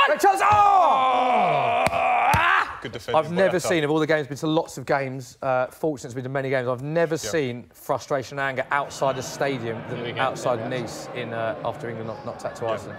These are the scenes. Look at that in Croydon. It's very passive, actually. When I say scenes, it's quite... Maybe the late night shops are open. Happy hour's finished. Yeah, happy hour's finished. These are the scenes in Newcastle. Even less animated. Oh, it's nice, a bit animated. Go on. A little bit animated. People swapping chairs and that. People swapping chairs, it was nice. Sat down, though. Come on your feet. Right, we are into injury time in the first half. It is 0-0. I can't imagine there being a lot of injury time. There isn't. That is the half-time whistle. Dave, what are your thoughts on that half? It's not been the best, has it? No. It's not been the best. I think we played OK. Again, it is our weakened team. Like, if we'd been playing the full team, we'd play like that, then you'd be a little bit more disappointed. Yeah. But, you know, we're kind of going over a weakened team. Yeah, haven't actually conceded. We've done nothing wrong. We've done nothing particularly brilliant. I think that's the way you sum it up. I don't think anyone's overexerted themselves, but hopefully, as I said, the likes of a Rashford or a Vardy will get a goal today, because going forward, if we need someone to come on late in the game when we need a goal, and they've already got one behind them, I think that'll be brilliant. I just, from the start of this game, I said draw. I just can't see anything else happening. It just seems like the issue with this is the same as the Denmark-France game, is that they're both through. It's a bit of a... It's an exciting game. It's a bit of a dead rubber that the teams don't play with the same intensity as they do beforehand. Is that because they're worried about injury? Have you ever been in this situation before in your career where you're playing a dead rubber and that's in the back of your mind? Yeah, if you talk drawing back to the FA Cup final, we were already safe in the league. Right. And you're going into the last few games of the season where places are up for grabs for the final, so you want to do well. But at the same time, you don't want to get injured or get sent off. So you're obviously it almost is in the back of your mind. Right. But I think once you're actually out there and you get going, it's hard to pull out of that tackle. It's hard to. So I think maybe your mindset going out maybe is protect yourself. But once you're in it, you're better to be 100% because you're going 50%. Sorry, than it's the worst thing. We've got some poll results here. So Soccer AM have put a poll on their Twitter. Do you want England to win or lose? Win is 70%. Momentum in brackets, or 30% is lose, easy draw. If lose with yellow cards, lose with yellow cards is on the table, I'd snatch your hands off. Really? So it's like a draw in it, but you so it's a draw, you get second place because you've picked up more yellows. Yeah. So we need people to just go around steaming around. Straight in. That's it. Interesting, we've got a price boost thanks to our mates at Sky Bet. John Stones to score a header was 25-1. It's now 28-1. So get that in soon. You've got to be 18 plus. Full terms and conditions apply. Odds are subject to change. See skybet.com for the latest. John Stones to score a header. There's a chance. Yeah. You know, he could get the golden boot. He still could. Yeah, he was at 2 goals now. What are the odds on that? They were 250-1 in the last game. Yeah, we'll have to have after he scored 2. On what they are now. If you got him first, it might be 5,000-1 or something like that. That sounds good. But to be fair, the header he had against Tunisia. Yeah. Like, that was a bullet. It's a great save by the keeper, and obviously Kane's there to tap it in, luckily, because he's not taking corners anymore. Not your biggest fan of that, Curtis. You weren't the biggest fan of Kane taking corners. No, that's what strikers are in there for. Yeah. They're the ones that have that instinct. That's why me as a dopey defender, I'm looking at the ball because I'm the one. The onus is on me to go and clear it. Yeah, OK. As soon as my eye goes on the ball, I'm no longer marking him. He just steps to the side, and that's why he picks up the pieces, because I'm trying to do the right thing by watching the ball as well as the man, and then all of a sudden he nips around you, bounce off the keeper. To be fair to him as well, like, it's clear, like Roy Hodgson said, I want you to be more... But, like, that was the thing I didn't understand about England in the Euros, right? He's supposed to be our focal point, and he was coming shorter and shorter to collect the ball. You want your striker up there, because if you then essentially we start playing with 10 people behind the ball, right? Because we come shorter and shorter, and then it's easy for them to defend against. So let's hope Gareth has gone, Kane, we need a goal. Stay up there, mate. Yeah. Stay up right there. Yeah. Listen to those words. Dave, we can cross to not one but a few of your... Oh, here we go. Here's the boys. Here's the hamster with... look at that new trim on Chris Hamill. You can't hear me, so I can hammer it as much as I want. Zach, over to you. What's going on in Croydon, mate? Well, it's half-time here. The atmosphere has been intense. As you can see, I'm joined by some FD regulars. Chris Hamill, how you doing? Are you Zach Jella from Eurofootball Daily? I am. Michael McCollum, how you doing? Doing pretty well. Now, I've got one question for you guys, the beginning one. It starts with, so what did you guys think of England's first half performance? Pretty pedestrian from both sides, really. I think both sides were OK in the build-up play and poor in the final third. I think this screams of a tie wherein both teams have qualified, and I think the braver team second half will secure the result effectively. Okay, Michael, though, I've got a question for you. Which players do you think are causing England the most trouble in that Belgian team, and what should Southgate do to fix it? Sorry, I think that the Belgian midfield is clearly a bit more adept than the England midfield. I think it's very clear that Moussa Dembele is the best player on the field at the moment. He's cleaning up in all sorts of different areas when England are making the attacks. Obviously, we know he's very good on the ball. I think also Yuri Tielemans is causing us a few problems. Obviously, his shot was the one that was saved by Jordan Pickford about midway through the half. Yeah, I'd say it's difficult to know the main way to deal with them. I think the only way I could really think of is maybe bolstering the midfield, maybe bringing on Henderson or Lingard, just to give us a bit more possession in the midfield. Otherwise, not really sure. Like, I think our game plan is okay at the moment, but England enjoying a bit of luck down the flanks, right? Alexander-Arnold been involved in a lot of build-up play, but unfortunately his final execution hasn't been as good as Trippier's, and it's been a bit underwhelming. I agree. Now, my final question, guys, do you think the fact that that Belgium haven't started Eden Hazard and Romelu Lukaku is to this, and should they bring them on? No. Do you think Belgium should bring on Lukaku and Hazard? I mean, if they want to win the match, yeah, probably. I mean, I think Batshuayi's been all right. I think Hazard would probably be a more essential guy to get on right now, because I think his brother Forgan hasn't been very good at all. And the support to Batshuayi hasn't been very good at all. I think if he has the support, then Batshuayi can thrive against the England defence. At the moment, he can't.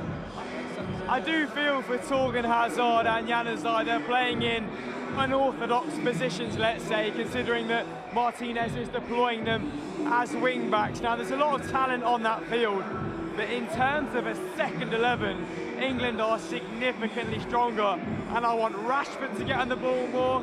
I want Eric Dyer to take a little bit more charge of central midfield, and I also want McCubbin to get me another pint. Fair enough. Also, Curtis Davies, I've got one question for you. What do you rate the trim? Also one little bit. Danny Rose has had a great half. Danny Rose has been fantastic. Here we go. There you go. Back to you guys. This is what we want. Great. Can I just say the timing of them cutting back to us was very good. They wanted to know about their trims, Curtis. You a big fan of Chris Hamill's trim there? Oh, well, Superman. Was it? He looked worldy, yeah. He did look, yeah. He's probably the best looking fan.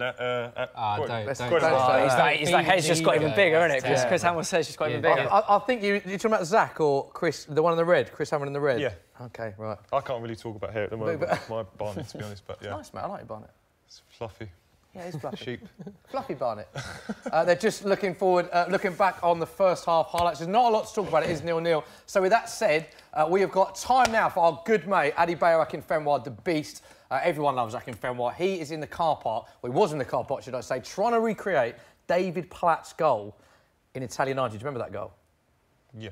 Goal. Not from then, but I do have seen it, yeah. Yeah, against Belgium. Here he is, trying to recreate it. What's going on, people? It's your boy Adebayo Akinfenwa, a.k.a. The Beast, and today I'm here to recreate another classic goal. David Platt's goal against Belgium for Italia 90. Woo! Watch it and learn. That's a lie, but let's just watch. Hey, Smee! Hey, get over me, man. Gazza put it over. Hey, bruv, I need it. It was all in the service, bro. Yeah, change the ball. All right, let's go. Here we go. Over me! It's got to go over me. You can't remember the goal? There you go, perfect. But a little bit more height, bruv, a little bit more height. Oh! Oh! Jeez! Oh, that's terrible. Oh! Tippy. Oh, that's terrible. Oh, I've cleared the roof. Oh, hello? Hello? Oh, no! Oh, here it is, because Platt just does it. Oh, no! He's tipped that. There, oh, no! That's the ball. That's the ball, man, that's the ball. Oh. There it is! Platting! Oh, hey, play! Oh! Slow-mo it!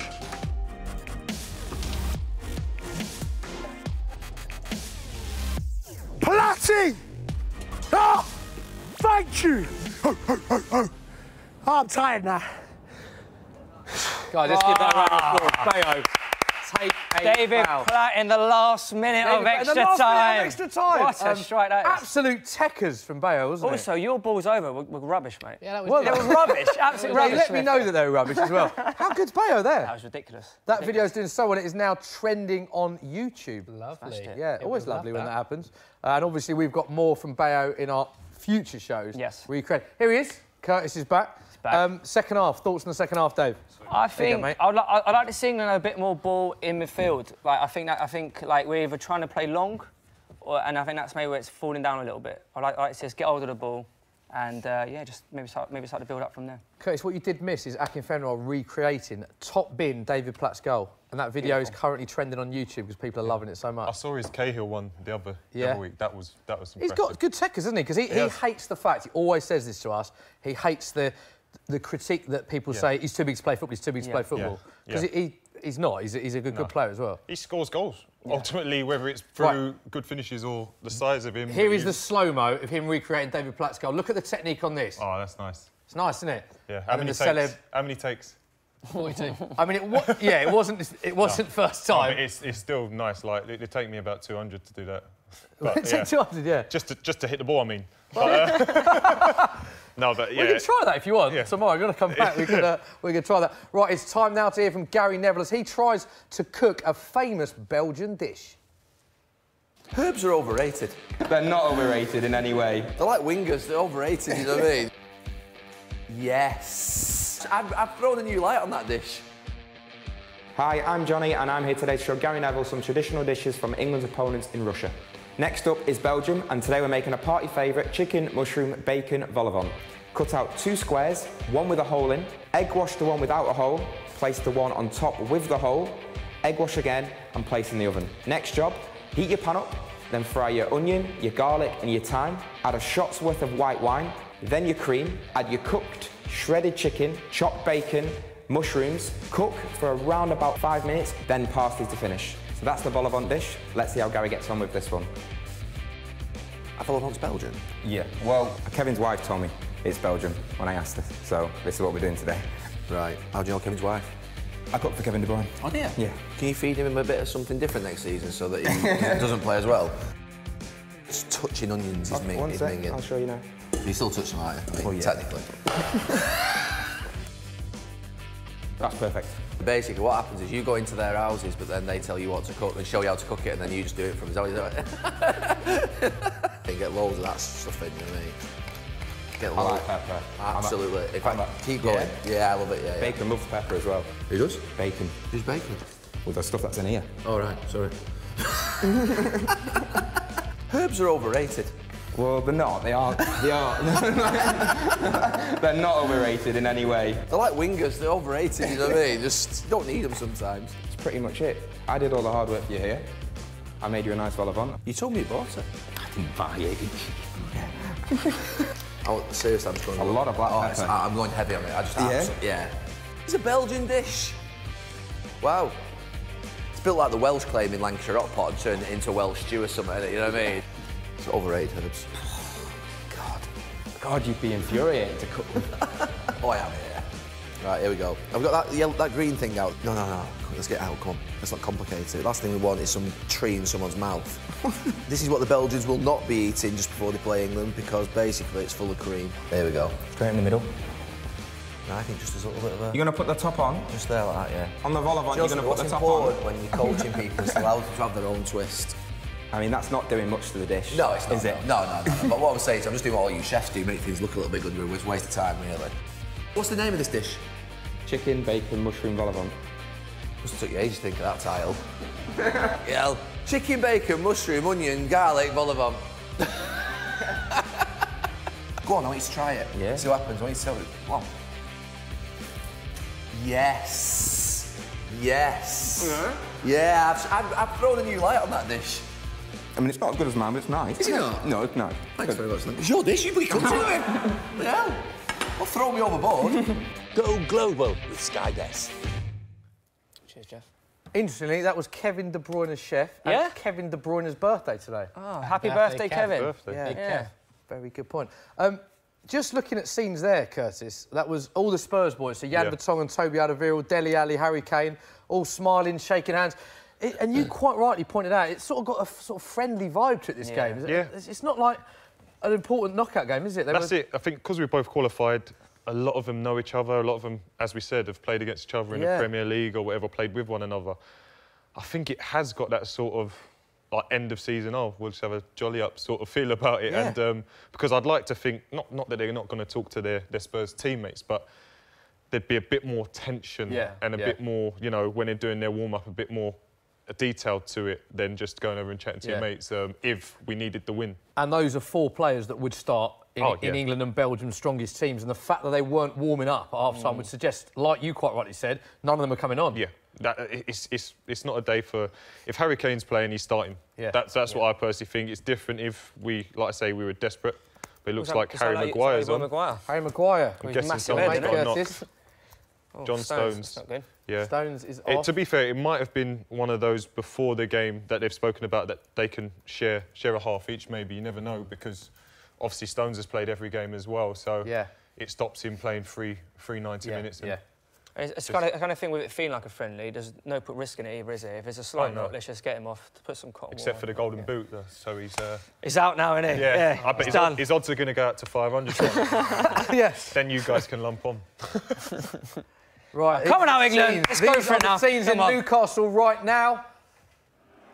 Newcastle have livened up, Dave. It's about time. Here we go. What do you need to see? That's more like Newcastle, I know. Half-time beer. Look at the bloke dancing there. Here he is, man. He knows where the camera is. He's doing a two-step to coming home. Doesn't really work, does it? No. He's doing the cha-cha slide to Vindaloo. I did see Badil and Skinner doing that in the video. That was Steve Stones, wasn't it? You know? This is Croydon right now. Here we go. Here we go. Liven up a little bit in Croydon. Yeah. Everyone's been able to go get a drink, half-time. Balloons flying about. There you go. Oh, it's carnage when the balloons fly about. Yeah? Look at that. Make it stop. There's a balloon. The balloon's sort of kicking about a little bit, giving a bit of atmosphere. That bloke in the centre don't really seem bothered. But we have kicked off again. It's going on for hours, that. Harry Maguire is Come on, England. Come on, England. Let's give us something to cheer.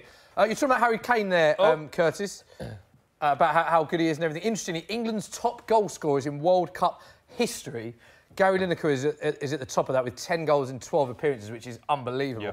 Harry Kane is England's second all-time goal scorer in World Cup history, having played 2 matches.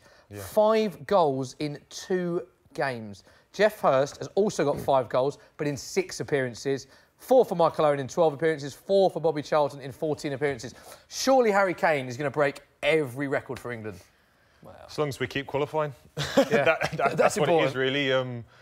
It's never a given after the situation we had a few years ago when we didn't qualify for the Euros. Umbrella. McLaren. Yeah. So, listen, if we keep qualifying for tournaments, he should be able to break records. But I think his personal thing for this tournament, first and foremost, is to go and win the Golden Boot. Yeah. Which will mean England have gone a bit further, that he's been able to have the games to score the goals. But also, he's doing well for us. I've got a question for you. If he ends as Golden Boot winner, will he still be at Spurs next season? If he wins the Golden Boot this summer, yes, he will. For me, he's already signed the contract. No one's going to pay the 200 million that Daniel Levy will want. Exactly. The fact that he's signed that contract, the amount of money you will have to spend to get Harry Kane off Spurs is incredible. So I can't see him leaving now. Can't see him leaving this summer. It's crazy though when you think that Mbappe, as what's it, 169 million or something, yeah, he's moved, and a lot of money. And obviously he's done well and he's a good player now. Yeah. But his is still potential. Harry Kane has scored 30 goals 2 years on the spin, but obviously at least 25 for the last 3 years. Yeah. And if you said that about Harry Kane, that amount of money, people would still say, "Oh, that is crazy." Do you know what I mean? So it's just amazing because someone's English. How things can. So how much do you think Kane would go for? If a club like Madrid or Barcelona came in from, how much would they to get him? Go on, Marcus! Chance for Rashford.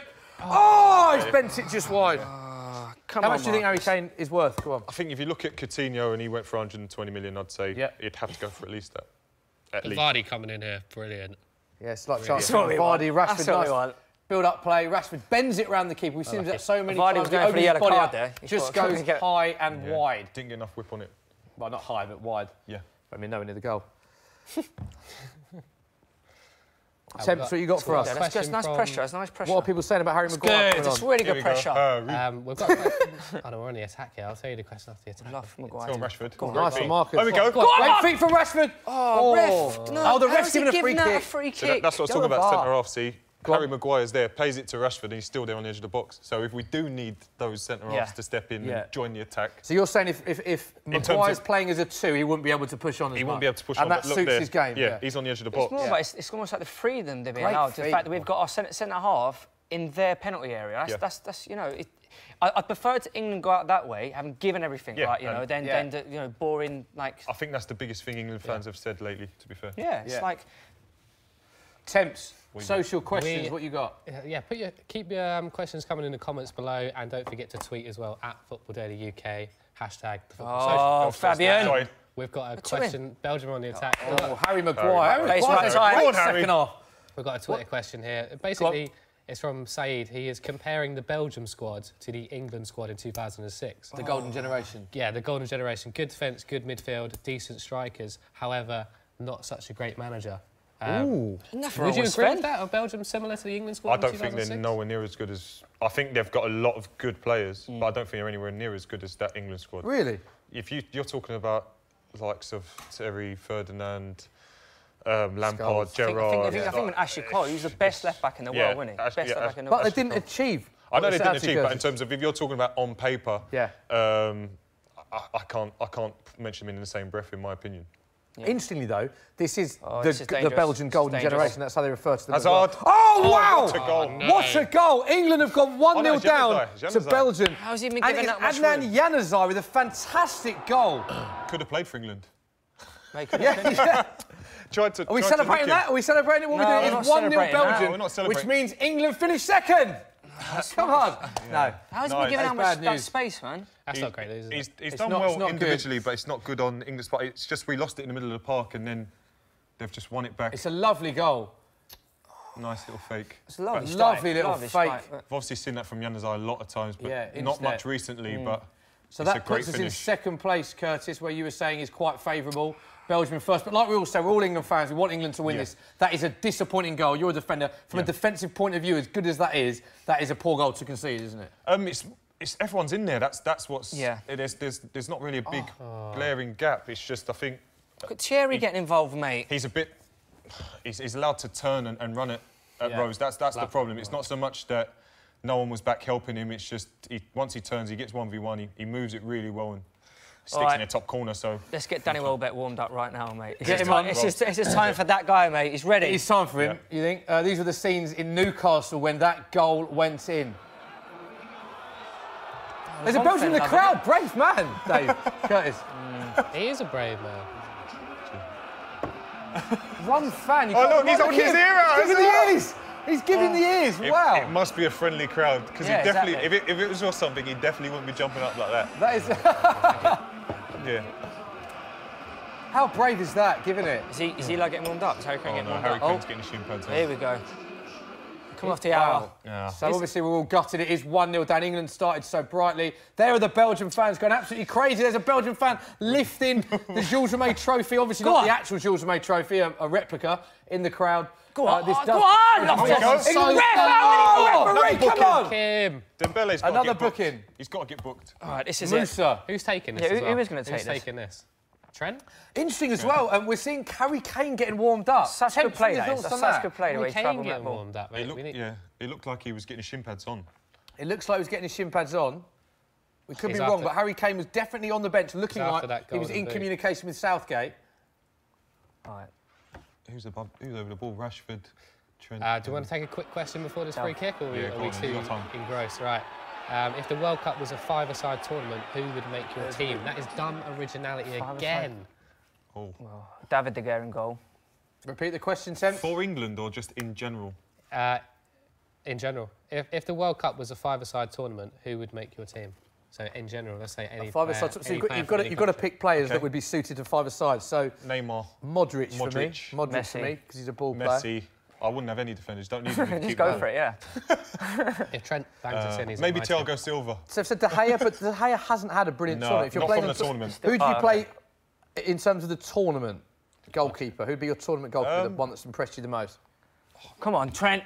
I couldn't really say. You couldn't say. I couldn't really think of anyone's had an unbelievable. I think. Do you know what? The Tunisia keeper who started the game and done his shoulder made two really good saves, and then didn't fancy it. South Korean goalie yesterday. He's young as well, isn't he? Unbelievable. He was great. Oh, what's he giving here? So as we know, it is 1-0. England would finish second, and Belgium would win the group if the scoreline remained as it is. But don't forget, England only need a goal to win the group because our disciplinary record is a lot better. Fellaini with a lovely little step over there. Lollipop. So we're playing Colombia then in the round of 16. I think. Come on, Vardy, chase him down. That's good at all. Should we catch up with Zach? Zach, you're over in Croydon. How did the Croydon Massive react to that Belgium goal, mate? Well, they weren't happy. There were a few Belgian fans behind me who celebrated, and the crowd have gone mental. I hope you can't hear them right now. That's all I'm saying. But they're still excited, what I'm saying. Hopefully England can get another one. We can go through on a draw through to fair play. Back over to you. Go on, Fabian. Interesting. Thank you very much, Zach. Big thanks to that security guard who's been with you, just staring awkwardly at the camera for the whole time as well. It looks like he won't leave you alone. I don't know what he's doing, really, but thank you for his help as well. Belgium have got another chance here, very similar to the goal. Harry. Very similar to the goal. Nice from Harry Maguire. There he is, there he is. Hello, security guard. He just gave us a thumbs up. Has he enjoyed himself? No, he's not. Never mind. There are the scenes. There he is. Look, he hasn't got a clue what's going on. There he is. Another thumbs up. Absolute nerd. Look at that. There he is, having a great time, yeah. Lovely, man. Thank you for your help, obviously, keeping our boy Zach safe and secure. Tweet in who the security guard looks like. Yeah. What football player does he look like? Could we go back to him? Interestingly, you quite rightly pointed out Januzaj could have played for England. How many goals do you think he scored in international football? 1. That is his only goal against England. It's a funny old game, isn't it? Hilarious. Come on, Tench, chuck another question at us. Matthew, this is from Twitter, so Matthew wants to know which player deserves a big money move from the World Cup? Which player's impressed you? Who's that young fella for Russia? What's his name? Golovin. Golovin, yeah. He looks is it Golovin or Glovkin or something? You know, like the boxer? Something like that. Good question, that. Yeah, which players deserve a big performed money over yeah, you know, so which players? Their expectation? Come on, England. Yeah, it's going to be someone that is going to be a bit Lozano cheaper. from Mexico. He's been quite good. Yeah. It's normally Real Madrid, isn't it, who buy the World Cup stars? Yeah. But then the World Cup stars, look at the players that perform, Modric, Ronaldo, even Toni Kroos with his goal. There you go. They're all at Real Madrid already. Yeah. Exactly. They don't need a lot, do they? Who do they need? Hopefully Kane goes there, Harry Kane. Yeah. Harry Kane. Oh. Yeah. Hopefully. Don't say that too loud. Oh, come on. Right, interesting to see what Southgate does now. 56-minute played. Belgium with that one goal from Januzaj. Will he bring on the big guns? Will Harry Kane come on? I feel that the problem's it's actually in midfield. It's not with the two strikers. Like we're not getting the ball. Who was it? Sorry. Thomas Vermaelen. So you think? Oh, there's a nasty head injury there for Vermaelen. Yeah. So you think a Lingard should come on, a Dele Alli, one of those players in that? Yeah, I'd love to see Dele Alli, but if he's still got a bit of a knock, like it's not really working. That's a nasty one. It's a nasty clash of heads there. That's Vardy and Vermaelen. Vermaelen's gone down. Yes, I understand. There's not much creativity in terms of actually playing through the lines. It's mainly a lot of what we've got joy from is the long ball and then winning the second ball off of the clearance, which is good if you're winning all of them. But unfortunately, it's not how we've really worked this tournament. Yeah, so. I feel like Dyer and Delft, they're very much a similar style of player, aren't they? Like where they're going to sit, they're going to do a very good job in midfield, but we've only got Loftus-Cheek who's going to potentially beat a man. Oh, you've had a nice! We've just seen one of the best moments in the World Cup. After Januzaj's goal, that was Batshuayi, picked the ball up, kicked the ball, tried to score in the back of the net, and true to his form in the last game, booted it off the post, came off his face and went in. Unbelievable. So we've got a slight break in play. Thomas Vermaelen with a head injury. So before the World Cup, we caught up with Nathaniel Klein to ask him about his favourite World Cup memories. Here's what he had to say. My first World Cup memory will have to be France '98. The goal that Owen scored against Argentina was definitely one of the highlights of the tournament. I have to go again with the Michael Owen goal. Is that the best England goal in the World Cup, you think? Yeah, either that one or Joe Cole's goal. I think everyone liked David Beckham, obviously, because of his free kicks and his quality on the ball and stuff, so yeah, definitely him. What was the question? Oh, cheers, Nathaniel. So, guys, what's your earliest World Cup memory, Curtis? Earliest is watching Brazil, Italy, the final, watching the penalties. Same as mine. And seeing Baggio miss that penalty. Obviously, as a kid, there wasn't much foreign football on English TV, but you knew Baggio because of his perm mainly. You knew Bebeto, you knew Romario, so it was a big game to watch. Dunga. And Dunga. And to see him miss that penalty, as a kid, you're thinking, like, how has he missed? Like, has he? But it's easily done. That was my first one as well, because I remember it was in July, and I remember my old man VHSing it, because I couldn't stay up late enough to watch it. So in the morning, I came down, put the VHS in, and rewound the penalties to watch it. It was my earliest World Cup memory. What was yours, Dave? I was literally about to say the same. I don't remember any of the rest of the tournament, but I remember watching the final and the penalties. I do remember Houghton. Ray Houghton, his goal and the celebration. Yeah, his goal against Italy, obviously, they got to the final, but because none of the home nations qualified, everyone was an Ireland fan. And I remember I was in Spain at the time, Alacudia. And, to be exact? Yeah, to be exact, in Mallorca. And he scored that goal, and there was loads of Irish there, so it just went ballistic. And as a kid, you're just like, go along with it. Temps, what's yours? My earliest is 2002 World Cup. How young are you? Because I remember watching it in primary school. 2002? Sorry, 2002. What do you remember about it? Oh, it's a chance! Oh! So we're never going to find out Temps' earliest World Cup memory. It makes no sense at all. It was sometime in 2002. Well, then, that'll do. I have so many questions to ask him. It was. Because there's... I mean, probably worse is tougher, actually. My worst moment, probably Germany game. Oh, really? Yeah. 2010. Germany 2010. OK, the Lampard. Not given. Yeah, I'd have to agree, actually. That's pretty good. I think my worst moment was England-Algeria. We were so bad. I was at that match in South Africa. Yeah. I was at that match, flew overnight the night before. The next day was that game. And obviously getting to the stadium buzzing, very little sleep. And then it was 0-0, and it just saps the life out of you a little bit. Go on, this is a chance.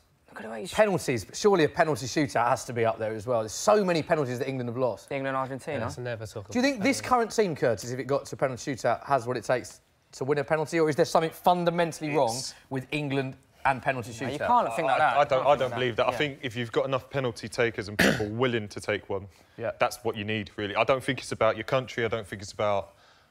Sometimes not even about the best takers. It's the person that come 120 minutes has gone. They say, I want one. Yeah. That's what you want. I'd rather... I've been in teams where you've got the people that you think, oh, he'll take one, he'll take one. And you get down to the nitty-gritty and it's like... Really? People are like putting their hands up for it and there's like about 4 people. You need one more. Yeah, and I'm one that's probably not as good as others, being a big dope centre-half, as I said. But I'd be willing to take one for the team. Right. Do you know what I mean? So if I miss it, I don't really mind if it takes the pressure off of someone else. Team player. Yeah. World Cup idol, lads? I've said mine, Gaza all day long for mine. R9. Yeah. R9, really? Ronaldo. Yeah, R9. Yeah, because and that's probably my favourite moment is probably the justice of him winning the tournament against in 2002. Germany. Just after what happened in the '98 final, that he had that bizarre illness. Strange, wasn't it? Yeah, I think they said he had a fit or something like that. But the fact that he came back and won the tournament and won the Golden Boot was big. Yeah. I think the best thing about that is that he won the World Cup with that haircut. Now, every time he looks back on this, it's iconic, isn't it? He's got that haircut. For me, probably Zinedine Zidane. Like for either France '98 or even 2006, when you thought, you know what? One or the other. Yeah. By the way, Zidane, when you look at his highs and lows in World Cup, is incredible, isn't it? That's his last ever game, to think about that. The last ever game, World Cup final, he gets sent off a headbutting someone. Yeah. It's And then before that, he wins the World Cup in his own country. And then that's it, he's out, he's gone. But that's what he's done with Real Madrid. He's just won the Champions League 3 times. And just, I'll go to Qatar. How much? Okay. We've got a question from Go on, mate. It's Preston Jack. And wants to know, would bringing on Harry Kane be a risk, or should we just throw him on so we can maybe draw this game, win this game even? I don't think he's going to get kicked, is he? It's not going to be that kind of... If he's going to do it, it's going to be groin or There seems to be a lot of respect for each players on this. I don't think it's going to be a physical game, but there's obviously a risk of him picking up an injury if he's on the pitch. I don't think you never worry about anyone being at risk of injury unless they've got a previous injury. So like Dele Alli, you don't want to see him come on because he's got one. But I don't think you really worry about anyone because they should be tuned into being able to play every four days or whatever it is going to be now. But it's more the fact that I just don't think we need to. I don't believe that the way we're playing anyway, we're not really working through the lines and not getting that many good balls in. So I don't believe Harry Kane, who's meant to be on the end of those, is going to make that much difference. It's more going to be, as you said, if we had a creative midfielder that's going to come on and maybe run at people, because at the moment no one seems to be running and taking anyone on directly. Because I mean, it's the thing. At the moment, this is like the way we started the game. This is almost our plan B rather than our plan A, right? You know, it's to throw two quick guys up in front, kind of go like long. Whereas now almost being asked to play plan A, but if you haven't got Dele Alli in there, who's actually able to grab that ball in midfield and actually create something. Maybe Sterling. Well, I was about to say, it's an argument for Sterling, actually, because, as I said, if we want someone that's going to run, even if he drops into one of those centre midfield roles and leave the two fast ones up front, and then maybe you can leave Dyer as a holding and swap one of Loftus-Cheek or Delph, just to see what Sterling can do from that centre midfield spot. Because ultimately it's more attacking, but he's still willing to run back and help the team. Absolutely. So 65 minutes gone. Interestingly, England to win 2-1 is at 14-1 with Sky Bet. So England to win 2-1 at 14-1. I feel that if we could get 18 plus 4 terms and conditions apply, Dave. Sorry, mate, got to get that in, mate. Sorry. Yeah, got to get that in. I feel if we can get one, we can definitely go and win this. I know time's starting to run out, but I feel like but you see it now. Belgium have now reverted to that's enough. Sitting behind the ball. Also, the other thing is... Go on, men! It's a big chance! Come on! Shot! Will he score? He scored! Oh, we thought he'd scored. He hasn't. It's gone wide. What's that? He's claiming a save, but I'm not sure. Let's have a look at this lovely link-up play. Vardy's done brilliant. Rashford one-on-one with the keeper, and he's bent it just wide. And he actually... Don't get me wrong, I don't want to see him square it at that point. You don't want to? I don't want to see him square it, but... Loftus-Cheek's thinking he's got a tap in if he just squares it, which is which is disappointing. But a striker, he's not going to square in that point. Listen, Rashford in that position, 99 times out of 100, we see him scoring. It's the one time when we want him to score. This is the reaction in Newcastle. They're up celebrating like we were, but lads, sit down because it didn't go in. He's not happy. People chucking their pints. This is in Croydon. As you can see, this is the moment they thought it'd gone in. And it went wide. No, look, someone's chucked it. Someone's chucked their pint. Never chuck your pint if the goal doesn't go in. Don't chuck your pint. Nowadays, you can't even do it because of VAR anyway. Yeah. Chuck your pint after a goal's gone in and VAR's been in. Oh, that's silly. Interestingly, Harry Kane is warming up, quite animated. I think he's going to come on. It looks like he's going to bring Harry Kane on. And you wouldn't put it past him to score a goal. So this is the chance again. What he was going to do. Oh, is there a save on that? Yeah, we got the corner. He got the corner, but. Did he touch that? I feel that like the goalkeeper's done well. He's like kind of like I still think he misses it. I love that as well. This is what goes to show the team spirit in the togetherness. So you see the whole England bench on their feet, cheering them on. I love seeing that. I thought Rashford was going to go around him. I think he had that much time. I was going to say, because he was nine star. Yeah, because he was going that quick as well. The way he moves, it's just. Temps. What's the reaction? We've got a question from Aidan Ellis. I'll tell you the reaction, but I haven't even looked. Who? Aidan Ellis. He sent a question, but I've reworked it because I've into a better question. I hope you don't mind, Aidan. Keep it coming, though, Aidan. If you could steal one World Cup player, who would it be? I was just going to say Messi, because I'd always just steal Messi. And you can't choose Messi. I love Messi, but are we going by the tournament in terms of how people have done? So we're going by how people have done. It's almost like we need to... Go on! Oh, it's a chance again. It's almost like where do we need to improve, right? You know, because it's like if we could say a striker, we don't need a striker. Maybe Modric. Just in middle, yeah. Modric would be a good one, I'd think, because I think Ronaldo would steal Kane's thunder. Yeah. Do you know what I mean? So I don't think they'd work well together because they're both very, very, which is good, selfish strikers that want to score goals. So I'd probably say Modric off the back of what we were speaking about earlier, having that midfielder that can create maybe. Yeah. Goes past someone. We know who yours is. It's Dendoncker, isn't it? Definitely, mate. Dendoncker, yeah. Absolutely. For me, the goalkeeping situation is... And I really rate Pickford and Butler, but I just think latter stages of the tournament, the fact that our three goalkeepers combined have something like 13 caps between them, I think if we're talking about ideal scenarios, if we had someone who had a little bit more experience, would be great. She'd go with Egypt goalie. I mean, 190 caps for every year. Yeah. I believe in that caps, isn't it? I'd go Godin from Uruguay. Yeah? Godin is a good shout, actually. That is a very good shout. Do you think the way we defend, though, and the way we play, he's really needed? We could just put him on his own, I reckon. I think he'd be all right. You probably... Surely, as a defender, you must rate Godin. Oh, I do. I just mean, I don't think... The strength of our defence is the fact that we can all go forward. OK. Yeah. Whereas Godin is obviously can play. He's obviously a very good footballer. Yeah. But he's a strong, solid defender. And I don't believe we're going to be a strong... Even though we are solid, we're going to be a team that needs to be rugged and... Like, whereas Uruguay, the way they play, they're rigid. They nick the goal and then it's like, thou shalt not pass, sort of thing. You know what I mean? So it's a slight different scenario for England. So as a defender yourself, who do you think is the best centre-back in the World Cup? Who do you look at and go, wow, he's got everything? I'll tell you who I love and really like to see him do even better than he is, Varane.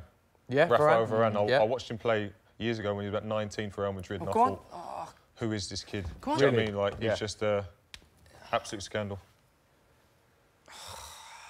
First off, we're actually starting to create some chances now, aren't we? We're starting to get a little bit forward in good areas. Is Harry Kane coming on? Yeah. Or what? I think Harry Kane is coming on. Put that out to the viewers. Should Harry Kane be coming on now? It's a big chance. No, Courtois picks it up. Should Harry Kane be coming on? Let's get that poll out. What do you think? Let us know. Also, in the comment section, don't forget, let us know in the comment section on Soccer AM, on Football Daily, YouTube and Facebook. Put your thoughts in the comment section. We'll name check you and read the best ones out. Should England be bringing Harry Kane on? And would you rather we finish second or first? Let us know your thoughts. There's 20 minutes remaining. England 0, Belgium 1. This would see England finish runners-up. Belgium win the group. Fellaini gone on amazing there. Yeah, Fellaini, it's interesting to see where he's going to go. He says he's going to make his decision soon. Links with Arsenal, Dave. You're a big gooner. If he comes on a free, I'm not going to say no. Would you take him? I don't know if I don't think we should pay money for him. Where does he fit with Arsenal? Do you think? It's the thing. I don't know if he'll start. So if he's going to come to Arsenal, is he really going to? It might be his last big move. Is he going to come and like sit on the bench really? But it's like you see his role.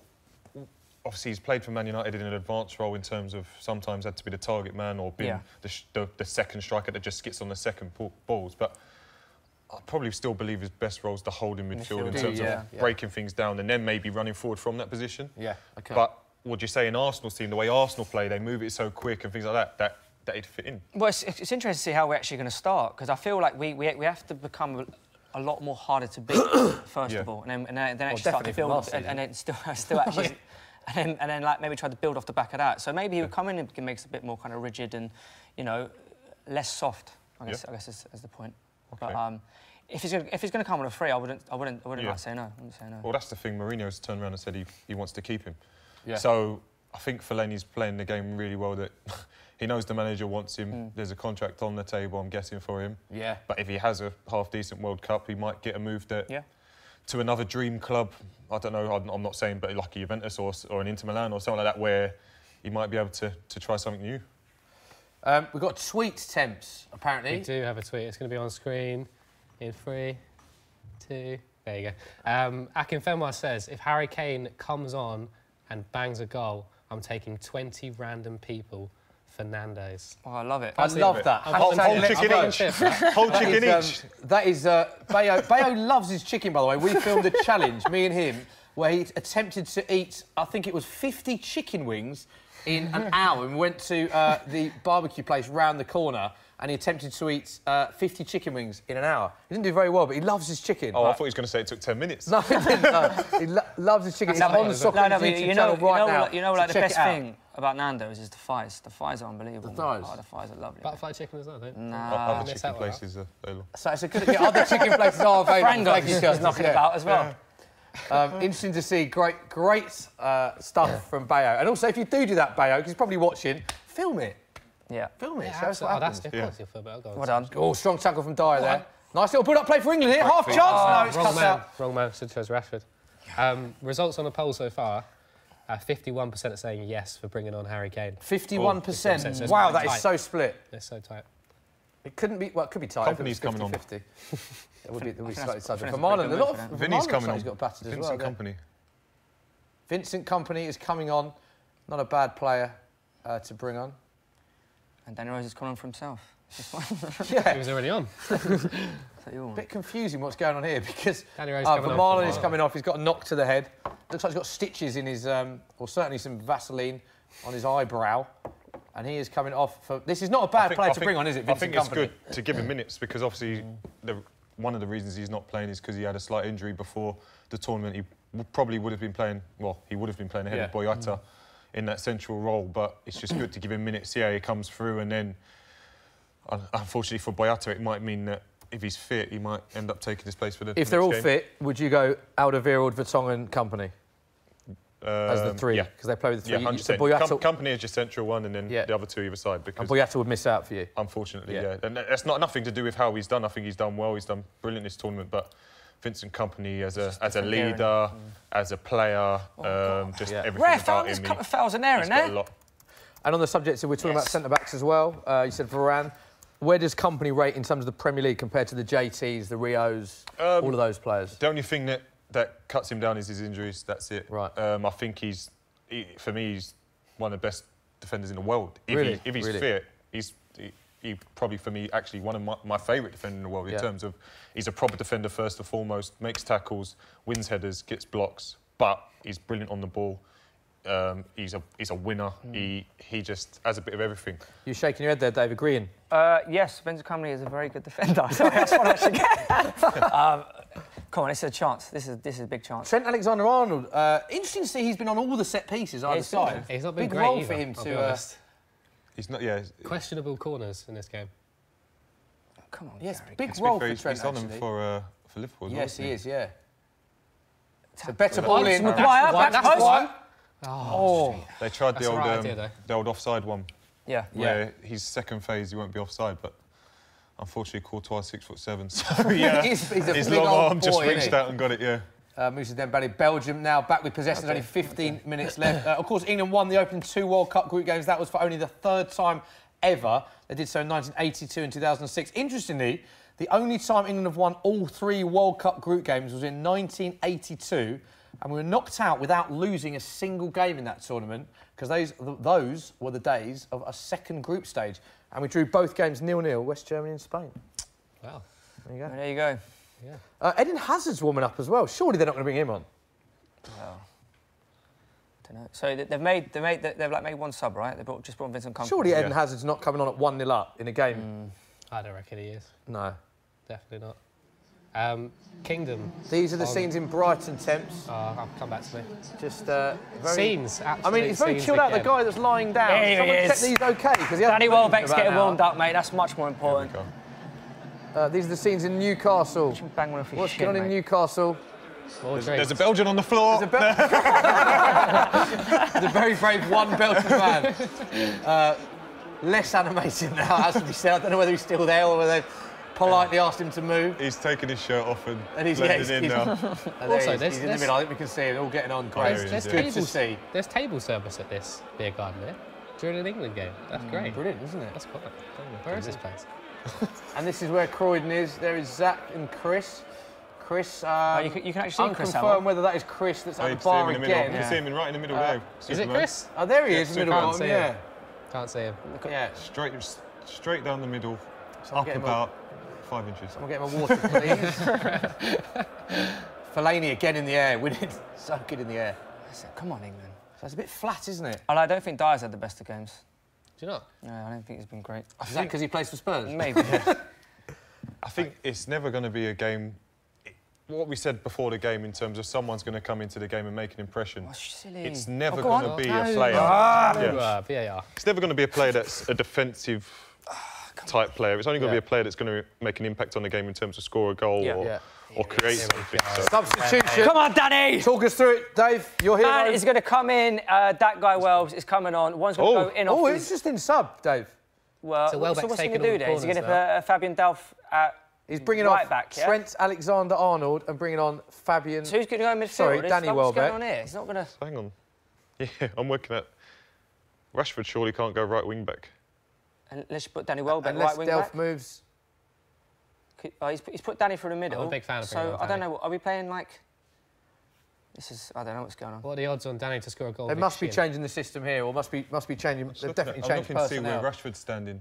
Rashford's out on that right side. Rashford's out on the right. Rashford's playing right wing back. Interestingly, key passes graphics just come up for the whole match. Alexander-Arnold 9 leading the way, so not a bad game for him. Would you say that's because of the set pieces? Maybe, yeah, maybe. On that note as well, how impressive have you been with Kieran Trippier? Surely he's been one of England's best players in this tournament. His delivery, playing against him, his delivery since he's been at Burnley, I've always noticed he's just a dead ball during the game, running down the line.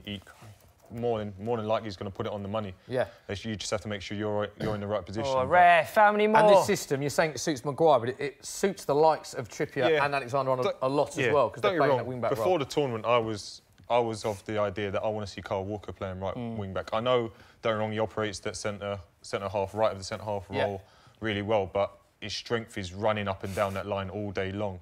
And I feel he's slightly restricted, but fair play to him, he's taken one for the team and he's doing a great job where he is. But obviously that's allowed his former teammate to take advantage of that and do really well. Who should take this then? What do you reckon? Rashford. Rashford? In swing, Delph. Delph's over it. Yeah, Delph in swing, you think? A lot of your ex-teammates over it here, Curtis. Cahill, Maguire, Delph. You've seen all of them in this situation. Who would you have taken this? Not Harry, because he can drill a ball if it's moved, but he's not going to bend one over the wall. He's a really big threat actually in the box, isn't he? Like, so. I think Dave, you'll be pleased to hear this stat that the last time we played Belgium was in 2012, and your man, Danny Welbeck, scored the winner. Is it going to happen? Mate, I told you. Come on, Marcus. It's happening. Here we go, Rashford. Take your time. This is what the scenes are in Croydon at the minute. They're sending the vibes, the positive vibes. Marcus Rashford is over it. 80th minute for England. He shoots. Oh! Just over the bar.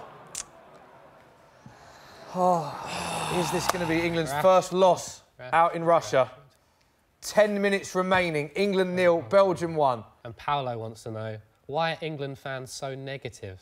What do you mean? I think they are favourites to beat Colombia. I don't know why Paolo's having a go at us.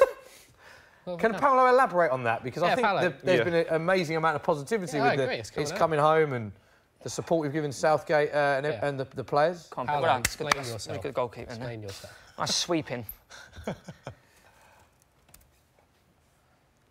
Come on, Dyer.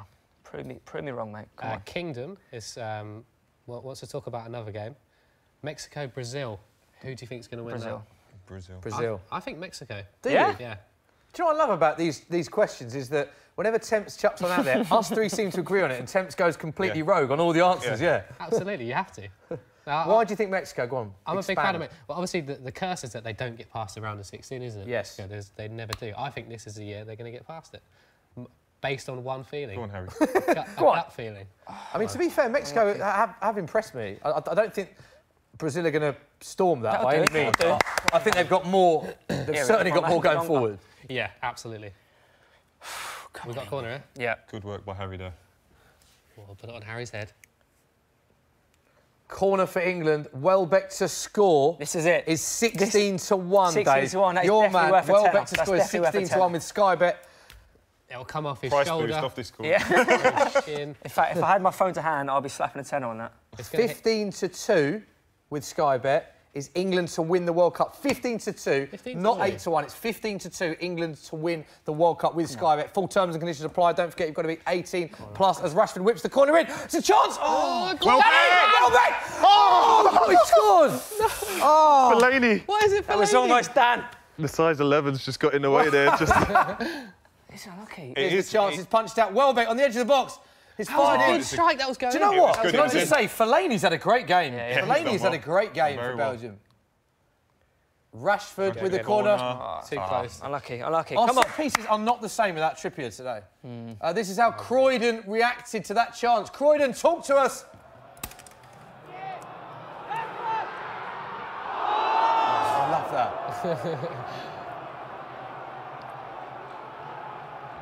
Look at them two fans there. Getting angry. They're getting angry. Them 3 Belgian fans on the balcony better get out about 5 minutes before the edge. When's the next tram home from Croydon, isn't it? So many ways to get back from Croydon. You can get the bus, the tram, you can get the train. There's stations everywhere. Yeah, Zach will lend him his bouncer, I think. They'll get him home safely. Have we had any tweets in about the bouncers doppelganger? The lookalike. We haven't actually. I love how Curtis is linking the show together. So brilliant. It's really good, yeah. No, we haven't had anything. He must look like someone. Who does he look like? Let us know in the comments section. Don't forget, there's so many ways you can get in touch. At Football Daily UK, at Soccer AM, comment section. Who does the bouncer look like? And give us your score prediction now as well. Question of the day, that. Come on, England.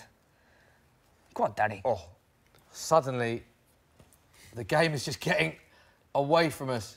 Getting a bit lively in Newcastle. These are the scenes in Newcastle. Can you see the Belgium guy there, Dave? No, he's gone home, mate. He's gone home. He's called it. Oh, this is a good match. Go on, Ruben. I think he's had a good game. He's cheap. Yeah, he's been. Yeah, I agree. He's just trying to create. That is Newcastle. Curtis, what are your thoughts on the This is tournament good. so far? This is good. We've seen VAR for the first time. We've seen unbelievable amount of penalties, record goals. Unlucky. How good has this tournament been for you? I think that's what it is. It's mainly been him. the excitement of, as much as I don't like it, VAR. Their decisions, obviously, it's created a lot of penalties. You've seen teams go out based on it. The big guns like Germany have obviously gone out. Yeah. Argentina scraped through. Spain scraped through. It was all a bit more exciting than expected. He's done so well and then last. Yeah, there's a lot of stats that back that up, actually. Before today, 44 games before today, only one goalless draw, Denmark-France. 22% of goals, this is before today's games, have been penalties or own goals. Incredible amount of percentages. 8 own goals, most of any World Cups. Only 2 teams with a 100% record before today. Obviously, Belgium could have a 100% record. Can you name the 2 teams with a 100% record, Curtis? Croatia. Correct. And Mexico, was it? Incorrect. Dave, can you name the other team? Would it be Russia? So they lost the last game, didn't they? Incorrect. Is it Brazil? Oh, Uruguay. Brazil? It's Uruguay. Sorry, yeah. I said it too quick. It is Uruguay. Producer Seb will be very happy with that because he is Uruguayan and they do look good, Uruguay. Here is the bouncer, by the way. There he is. There is the bouncer. Who does he look like? Zach. Zach and the bouncer. It looks a little bit like Rocket of former Soccer employee. Let us know in the comment, who does that bouncer look like? Let's put that on Twitter, that actual picture. Caption this. None of us can think of who that bouncer looks like. I can't either, no. Zach, it's one of them where you can...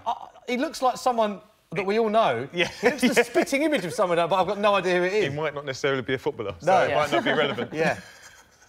It might be just one of our mates that you don't know, then it completely doesn't work. Yeah, more World Cup goals in the final 5 minutes of matches in this World Cup than the whole of the last World Cup in Brazil. It has been an amazing World Cup. Favourite game, Curtis, so far? England, Panama, has to be. Yeah? Obviously, see England score 6 goals could have been a lot more. It was just exciting to see them play with that freedom and just enjoy it. Portugal-Spain was nice, wasn't it? Yeah? Yeah. Portugal-Spain was great. The drama of it. South Korea-Germany was a lovely one, that was. That was, a lovely game. Even England-Tunisia. That was. Oh! Just a last-minute drama of England. England. Still got so much energy, Jamie Vardy. Still got so much running. What were you, Danny Rose, lovely little step over there as he goes down the byline. Oh, ref! That has got to be a foul. Is it not a foul? That'll do. Come on, England. Another chance. He's got to be careful. He's on a booking.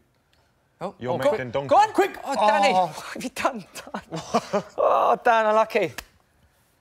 Wasn't his best touch in an English shirt, let's just say, but I don't Well, know. we have got the results. This is what we did. So we used the Sky. We used the best-looking man in the World Cup. Lookalikes. This is the World Cup lookalikes for our bouncer, and his automated Olivier Giroud, who we said earlier was the best-looking man in the World Cup. Oh, fair play to him. Are we having that? You'll clean up tonight, then. Absolutely having that, yeah. Can we do one for our bouncer looks like Olivier Giroud. Can we please get to that bouncer? Let's catch up with him. He'll be buzzing with that. 73% regeneration. He'll be happy with that, won't he? Yeah. If Olivier Giroud's watching, he won't be happy with that, will he? There he is. Can we do one for all of us as well? Olivier Giroud. Looks like Olivier Giroud. He's getting on well with Zach. He's got a bit of Benzema. About him. Has he? Zach just... He's not in the World Cup, though. No. Not in the World Cup. Hello. Olivier Giroud. Zach, can you speak to our friend there, who we've just been told looks like Olivier Giroud? He must be happy with that. You've been... firstly, he's been an amazing security guard. Belgium's had a chance. He's been an amazing security guard. You've also been told you look like Olivier Giroud, the most handsome man on the planet. Is it good or bad? It's a good thing. You've been told you're like Olivier Giroud, a very good-looking man. I think he's happy, guys. Over to you. Thank you. He has absolutely no idea what's going on. I don't think he cares. Congratulations, you look like Olivier Giroud. So to be fair, we put him on the spot a little bit there, didn't we? Yeah. Yeah. Olivier Giroud. Belgium just had another big chance to win to the 88th minute. It is England 0, Belgium 1. As things stand, the group table has just been updated. Belgium would win the group. 9 points, 100% record, meaning it would be one of 3 teams with a 100% record, who are Uruguay and Croatia. This would mean that Belgium top the group. England would come second, which would be disappointing, but would mean they'd be in the easier on paper. But then we still have to beat Colombia. Colombia are not going to be... Colombia are not going to be easy, no. They're not going to be easy, but the way they've played this tournament, I wouldn't be too scared as an England fan. I'm not saying it's obviously going to be easy, but as an England fan watching that Colombia and seeing Rodriguez come off as well today, he did. He's obviously a key player for them, and Go on. you'd like to think we could do it. Harry Maguire, it's an interesting point that you made, Curtis, about how far forward Maguire can go, because he's been on the edge of Belgium's box many times. Yeah, well, that's what he's got. He can obviously run forward, and he's still got the 2 behind him, and he also knows that Dyer's there. Well, So if Dyer, because Dyer's played that role for Spurs as well, that if he ends up tucking in and becoming the left centre half, Harry can stay there for a little bit longer than maybe he's used to. Dave Jackson. I think this is all part of Gareth's master Give us what's going to happen now. What is this match going to finish? My heart is saying 7-1. 2-1 England, right? But my head is saying we're probably going to lose this game 1-0. But I'm hoping we'll pop up with an equaliser. 3 minutes. 3 minutes of injury time has just been 1-1. announced. Danny Welbeck. It is 1-0 down. England need a goal to win the group. Only 1 goal to win the group because of the disciplinary record. But then again, as I said, this is probably part of Gareth's whole master plan. He picked a team that was going to lose 1-0. So what, Belgium have got a chance here now. That's a terrible pass, but he's made his way to Batshuayi. That's to pass to someone that wants to be on the end of it rather than let him score. Yes, correct. Very good point. You've given it he's done well, Batshuayi. Where's he going now? Sort of turn back himself. Fellaini. No, not him, not anyone but him. What is going on now? Go on. No. Just clear it, guys. I'm done. Oh, the referee straight in there. See that? Yeah. We're in injury time. 90 minutes and 41 seconds to be exact. Now it's 43 seconds, 44 seconds. You get the point. It is 1-0 down to Belgium. England need a goal in the last 2 minutes. Defending there, Curtis, as a defender, weren't the best there, was it? It wasn't the best until the last bit where bodies were on the line to block it and to stop it. It was Batshuayi got through a little bit too easily, but in the end, them centre-halves have put the bodies on the line and made a couple of good tackles, a couple of good blocks. Come on, England, here we go. This could be the last chance, 91st minute now. Go on, Mark. What is that? Oh, it's a stray pass. I feel like he's trying too much, isn't he? He had that chance he obviously should have scored, and now he's trying to Here's what's happening in Croydon. Zach is there with Olivier Giroud. This is what Zach and Olivier Giroud are watching. It's a chance. Look at the guy. We're losing 1-0. We still. Look at this. There's the man. It's not stopping the enjoyment in Croydon. He's buzzing with that. He's buzzing with that until he gets kicking off. Beer thrown on him. Yeah, some people are like that. Some people won't. So. Right, so we've seen the bouncer in Giroud. It's going to have a bit of fun now, Curtis. Yep. We've done it with yourself. Who does Curtis Davies look like? There it is. Do you agree with that? Are you taking that, Curtis? Miguel Borja? Is that as good as Giroud in the bouncer? He's not happy. He's not happy. Curtis is not happy. Yeah, I'll take it. You'll take it? Yeah, I'm a little bit disappointed. A little bit disappointed. I thought I was better than that, but still. A pity if he's not, but, you know. God, the security guy looks like Giroud. I wouldn't take it. Yeah, that's the point. Yeah, I'll be the Giroud to his Borja. How long we got? Dave, what would you come out as? Probably Christian Eriksen, yeah, 100%. Christian Eriksen. Yeah, has to be. Eriksen. Do you know who I get all the time? Bit of a World Cup legend, not playing in the World Cup this year. I get Philip Lahm all the time. Large boy, isn't he? You get that. Down in South But this is what we love about English fans. The result won't let them affect their enjoyment. They're having a great time. Now, is this just because they've got nothing to cheer about, Curtis, or because they're happy we're finishing second, or both? Oh, it's just, I think the drinks have kept flowing. They want to crack on after. I think that's the lively bunch they're going to be. Yeah. So basically, everyone else around that group is going to leave Box Park, and they're still going to be there. So I think that's what it is. Because it's coming home. We're in the 3rd minute of injury time. There can't be long now. There isn't long now.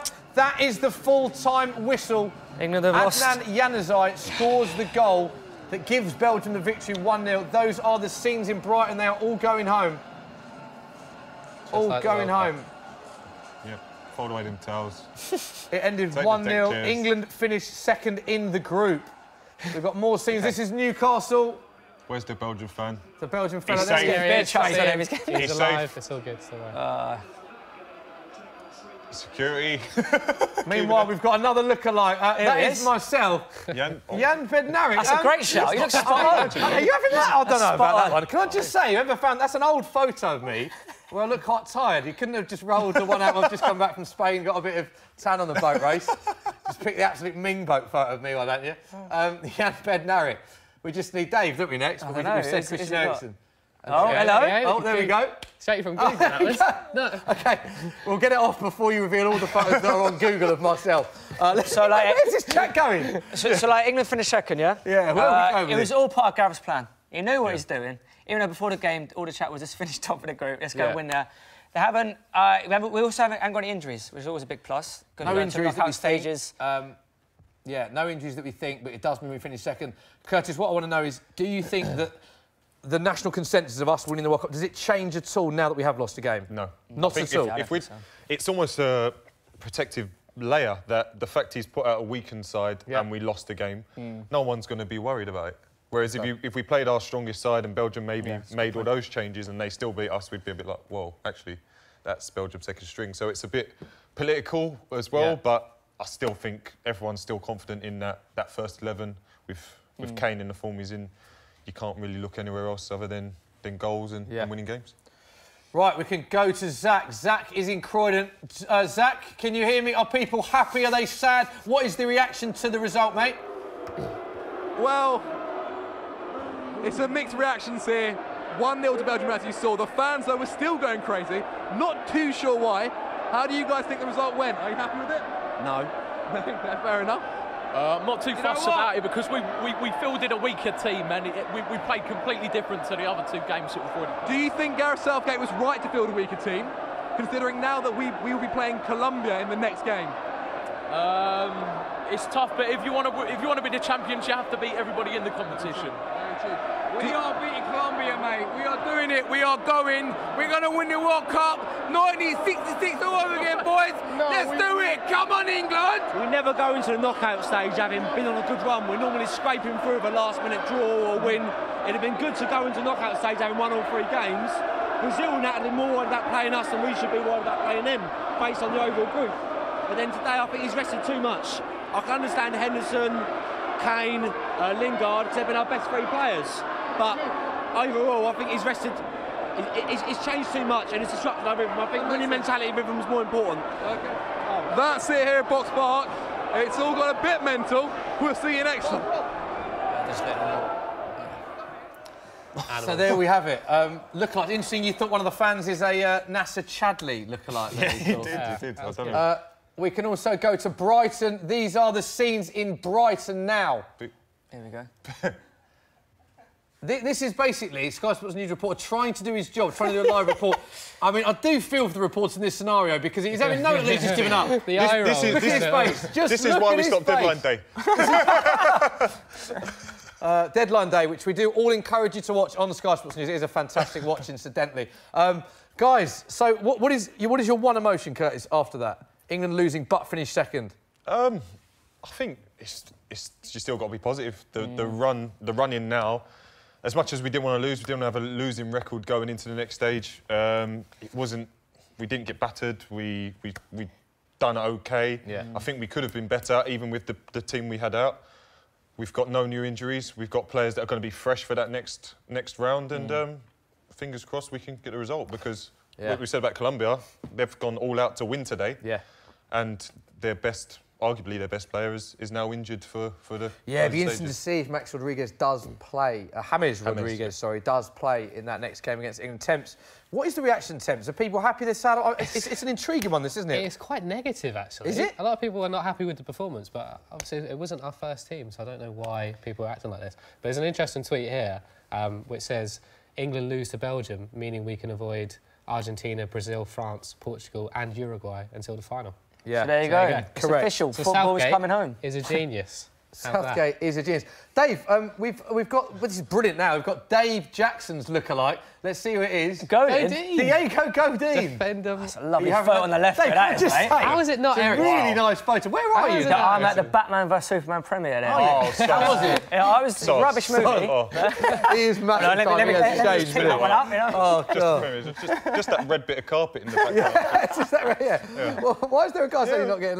next lookalike. We've got more lookalikes. Temps, this is you. Oh, no, can I just say... shots there. Can I just say, I didn't know that Temps was in... Temps looks like Harry Maguire there.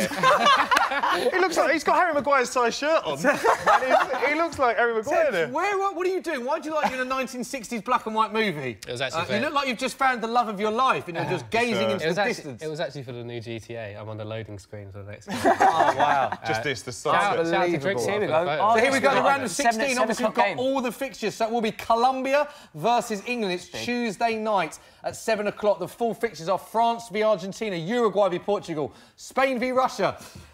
And some more fixtures that have just animated off the screen, but importantly, the big one is, of course, Colombia versus England. The other fixtures are Spain, Russia, Croatia v Denmark, Sweden versus Switzerland. So, to confirm, England play Colombia in the second round, and they will play the winners of Sweden versus Switzerland in the quarter-final, if they get that, and the winners of Spain, Russia, Croatia or Denmark in the semi-finals before they go on to lift the famous trophy. Yeah. Now we're in that stage, and we know all the teams that are in the second round. Curtis, what is your prediction? How far will England go? I think we can get to the semi-finals. I believe. I'm not. From there, it depends if it's going to be a Spain, how they come through it, because obviously they've had a shaky group stage, but a team like that with that many good players can't continue to be like that. You see that before the tournament they brushed aside the likes of Argentina, I think 4-5-0, stuff like that. So I think when the time comes, they've got the big game players that can step up. Yeah. But hopefully, for our sake, they don't, and we can progress all the way to the final. DJ, how far can they get? At this stage now, you'd be disappointed if they didn't get to the semis. Yeah. Which, you know, before the tournament, you're saying if they can get out the group stages and then, you know, kind of take it game by game kind of thing. But as I say, if they don't get to the semis, I would be very disappointed now. Temps, do you think any of those players that played tonight did enough to force their way into the England starting 11? I'm not sure they did, no, I'll be honest. Because there was a big Rashford v Sterling debate beforehand. Did Rashford do enough? Anyone? I don't think he did. It's hard tonight. Obviously, the big chance makes a difference. If he scores that, you say he starts next game 100%. But you've also got to consider that it's not Marcus Rashford going into that England 11 or other England 10. It's Marcus Rashford going in to a whole nother team. Yeah. So if the team were flowing like they had done against Panama and things like that, and you add a Rashford, and he doesn't perform, you can say, all right, he's not done it. But tonight it was difficult because I don't really think that we were that creative in general, to be honest. I feel that like Danny Rose had a good game. I think it could be. It's a very difficult decision for Gareth. Gareth Southgate. That is a tough decision for Southgate, that isn't it? I mean, him and Ashley Young. I thought Loftus-Cheek had a very good game. But then again, the way that England played the first two games without midfield, they were very solid there, weren't they? So I don't know if you'd actually change that. So I think for me, the only one probably is Danny Rose. Interesting. Temps, any final thoughts from social? We've just put a poll out just basically to see how far they think England can actually go. Let's just refresh this now. Most people think quarter-final, 43%. Quarter-final, which means they think that England will lose to either Switzerland or Sweden. Sweden or Sweden. There you go. Really? 36% are saying winners as well. So there you go. I think we can ignore That's interesting, that, because I think England are more likely to... I think they're more likely to lose to Colombia than they are to Switzerland or Sweden. I think, that's... Especially on Twitter, you expect the optimists to be out doing the polls, not the pessimists, but... Oh, well. You got another tweet from your mate Joe? We've also got a tweet from Joe Thomason, FD icon. Very negative, actually. And he says, and that is why you don't rest an entire team and hope to finish second. Momentum, confidence and nerves all shot to bits. I think that's a bit harsh. It's nothing like giving the team a bit of confidence, Joe. Belgium done the same. Belgium done the same. Exactly. Adnan Enzai come up with a brilliant finish, albeit a bit of slack defending, but it's a brilliant finish. Won the game. Nothing else really happened. Yeah. There weren't many goal-mouth scrambles. There weren't many big chances. Rashford should have scored. Yeah. Makes it 1-1, and all of a sudden it's a different picture. Yeah. So that is the fine line. Like Tunisia game, if Kane don't score that goal, it's doom and gloom. If Rashford scores that goal, we go through as winners, and then we're now facing a tougher group. Is it good to have a bit of a reality check as well for this England team? Because now they'll go in knowing that they can't take anything for granted against Colombia. I feel like there's going to be more pressure against Colombia, then, against like say we'd placed Japan, we would have expected to win that by a couple of goals, which I never think is a good attitude for England to go into a game, right? Whereas Colombia, we know they've got some dangerous players, we know they've got some serious players. We know we have to perform. And we have to be at the top of our game in order to beat them. And then once you get past that, you know, you'd probably back us to be, again, already I'm going about, beyond the Bundesliga game. But I don't think it's a bad thing that they're going to face back Colombia. Because you go into the Colombia game as a favourite, but not an overwhelming favourite. You go into it as, are you expected to maybe win? Whereas Japan, it's you must win. Because if Colombia end up beating us 1-0, people would be like, well, actually, they're a good side. It's interesting, though, because that group is so tight. Colombia only just won that group. So it's interesting that mindset is different playing Japan or Colombia, because there's not really a lot in those teams. But, yeah, it will be interesting to see how far England can get. I'm going to say semi-finals as well. Semi-final. I can't see England losing to Sweden or Switzerland, which is probably a bad thing to say, bearing in mind we lost to Iceland in the recent tournament. But I don't know. That's how I see it. We'll see, mate. We'll see. I agree. We will see. Curtis, thank you very much for coming on the Football Social. Dave, Temps, thank you very much, guys. Thanks for getting involved in the comments as well. Don't forget to like and subscribe to Soccer and Football Daily's YouTube channel. We will be back on Tuesday night for England's first knockout game of the tournament against Colombia. See you then. Peace. Spark your sports brain. Go global with Sky Bet.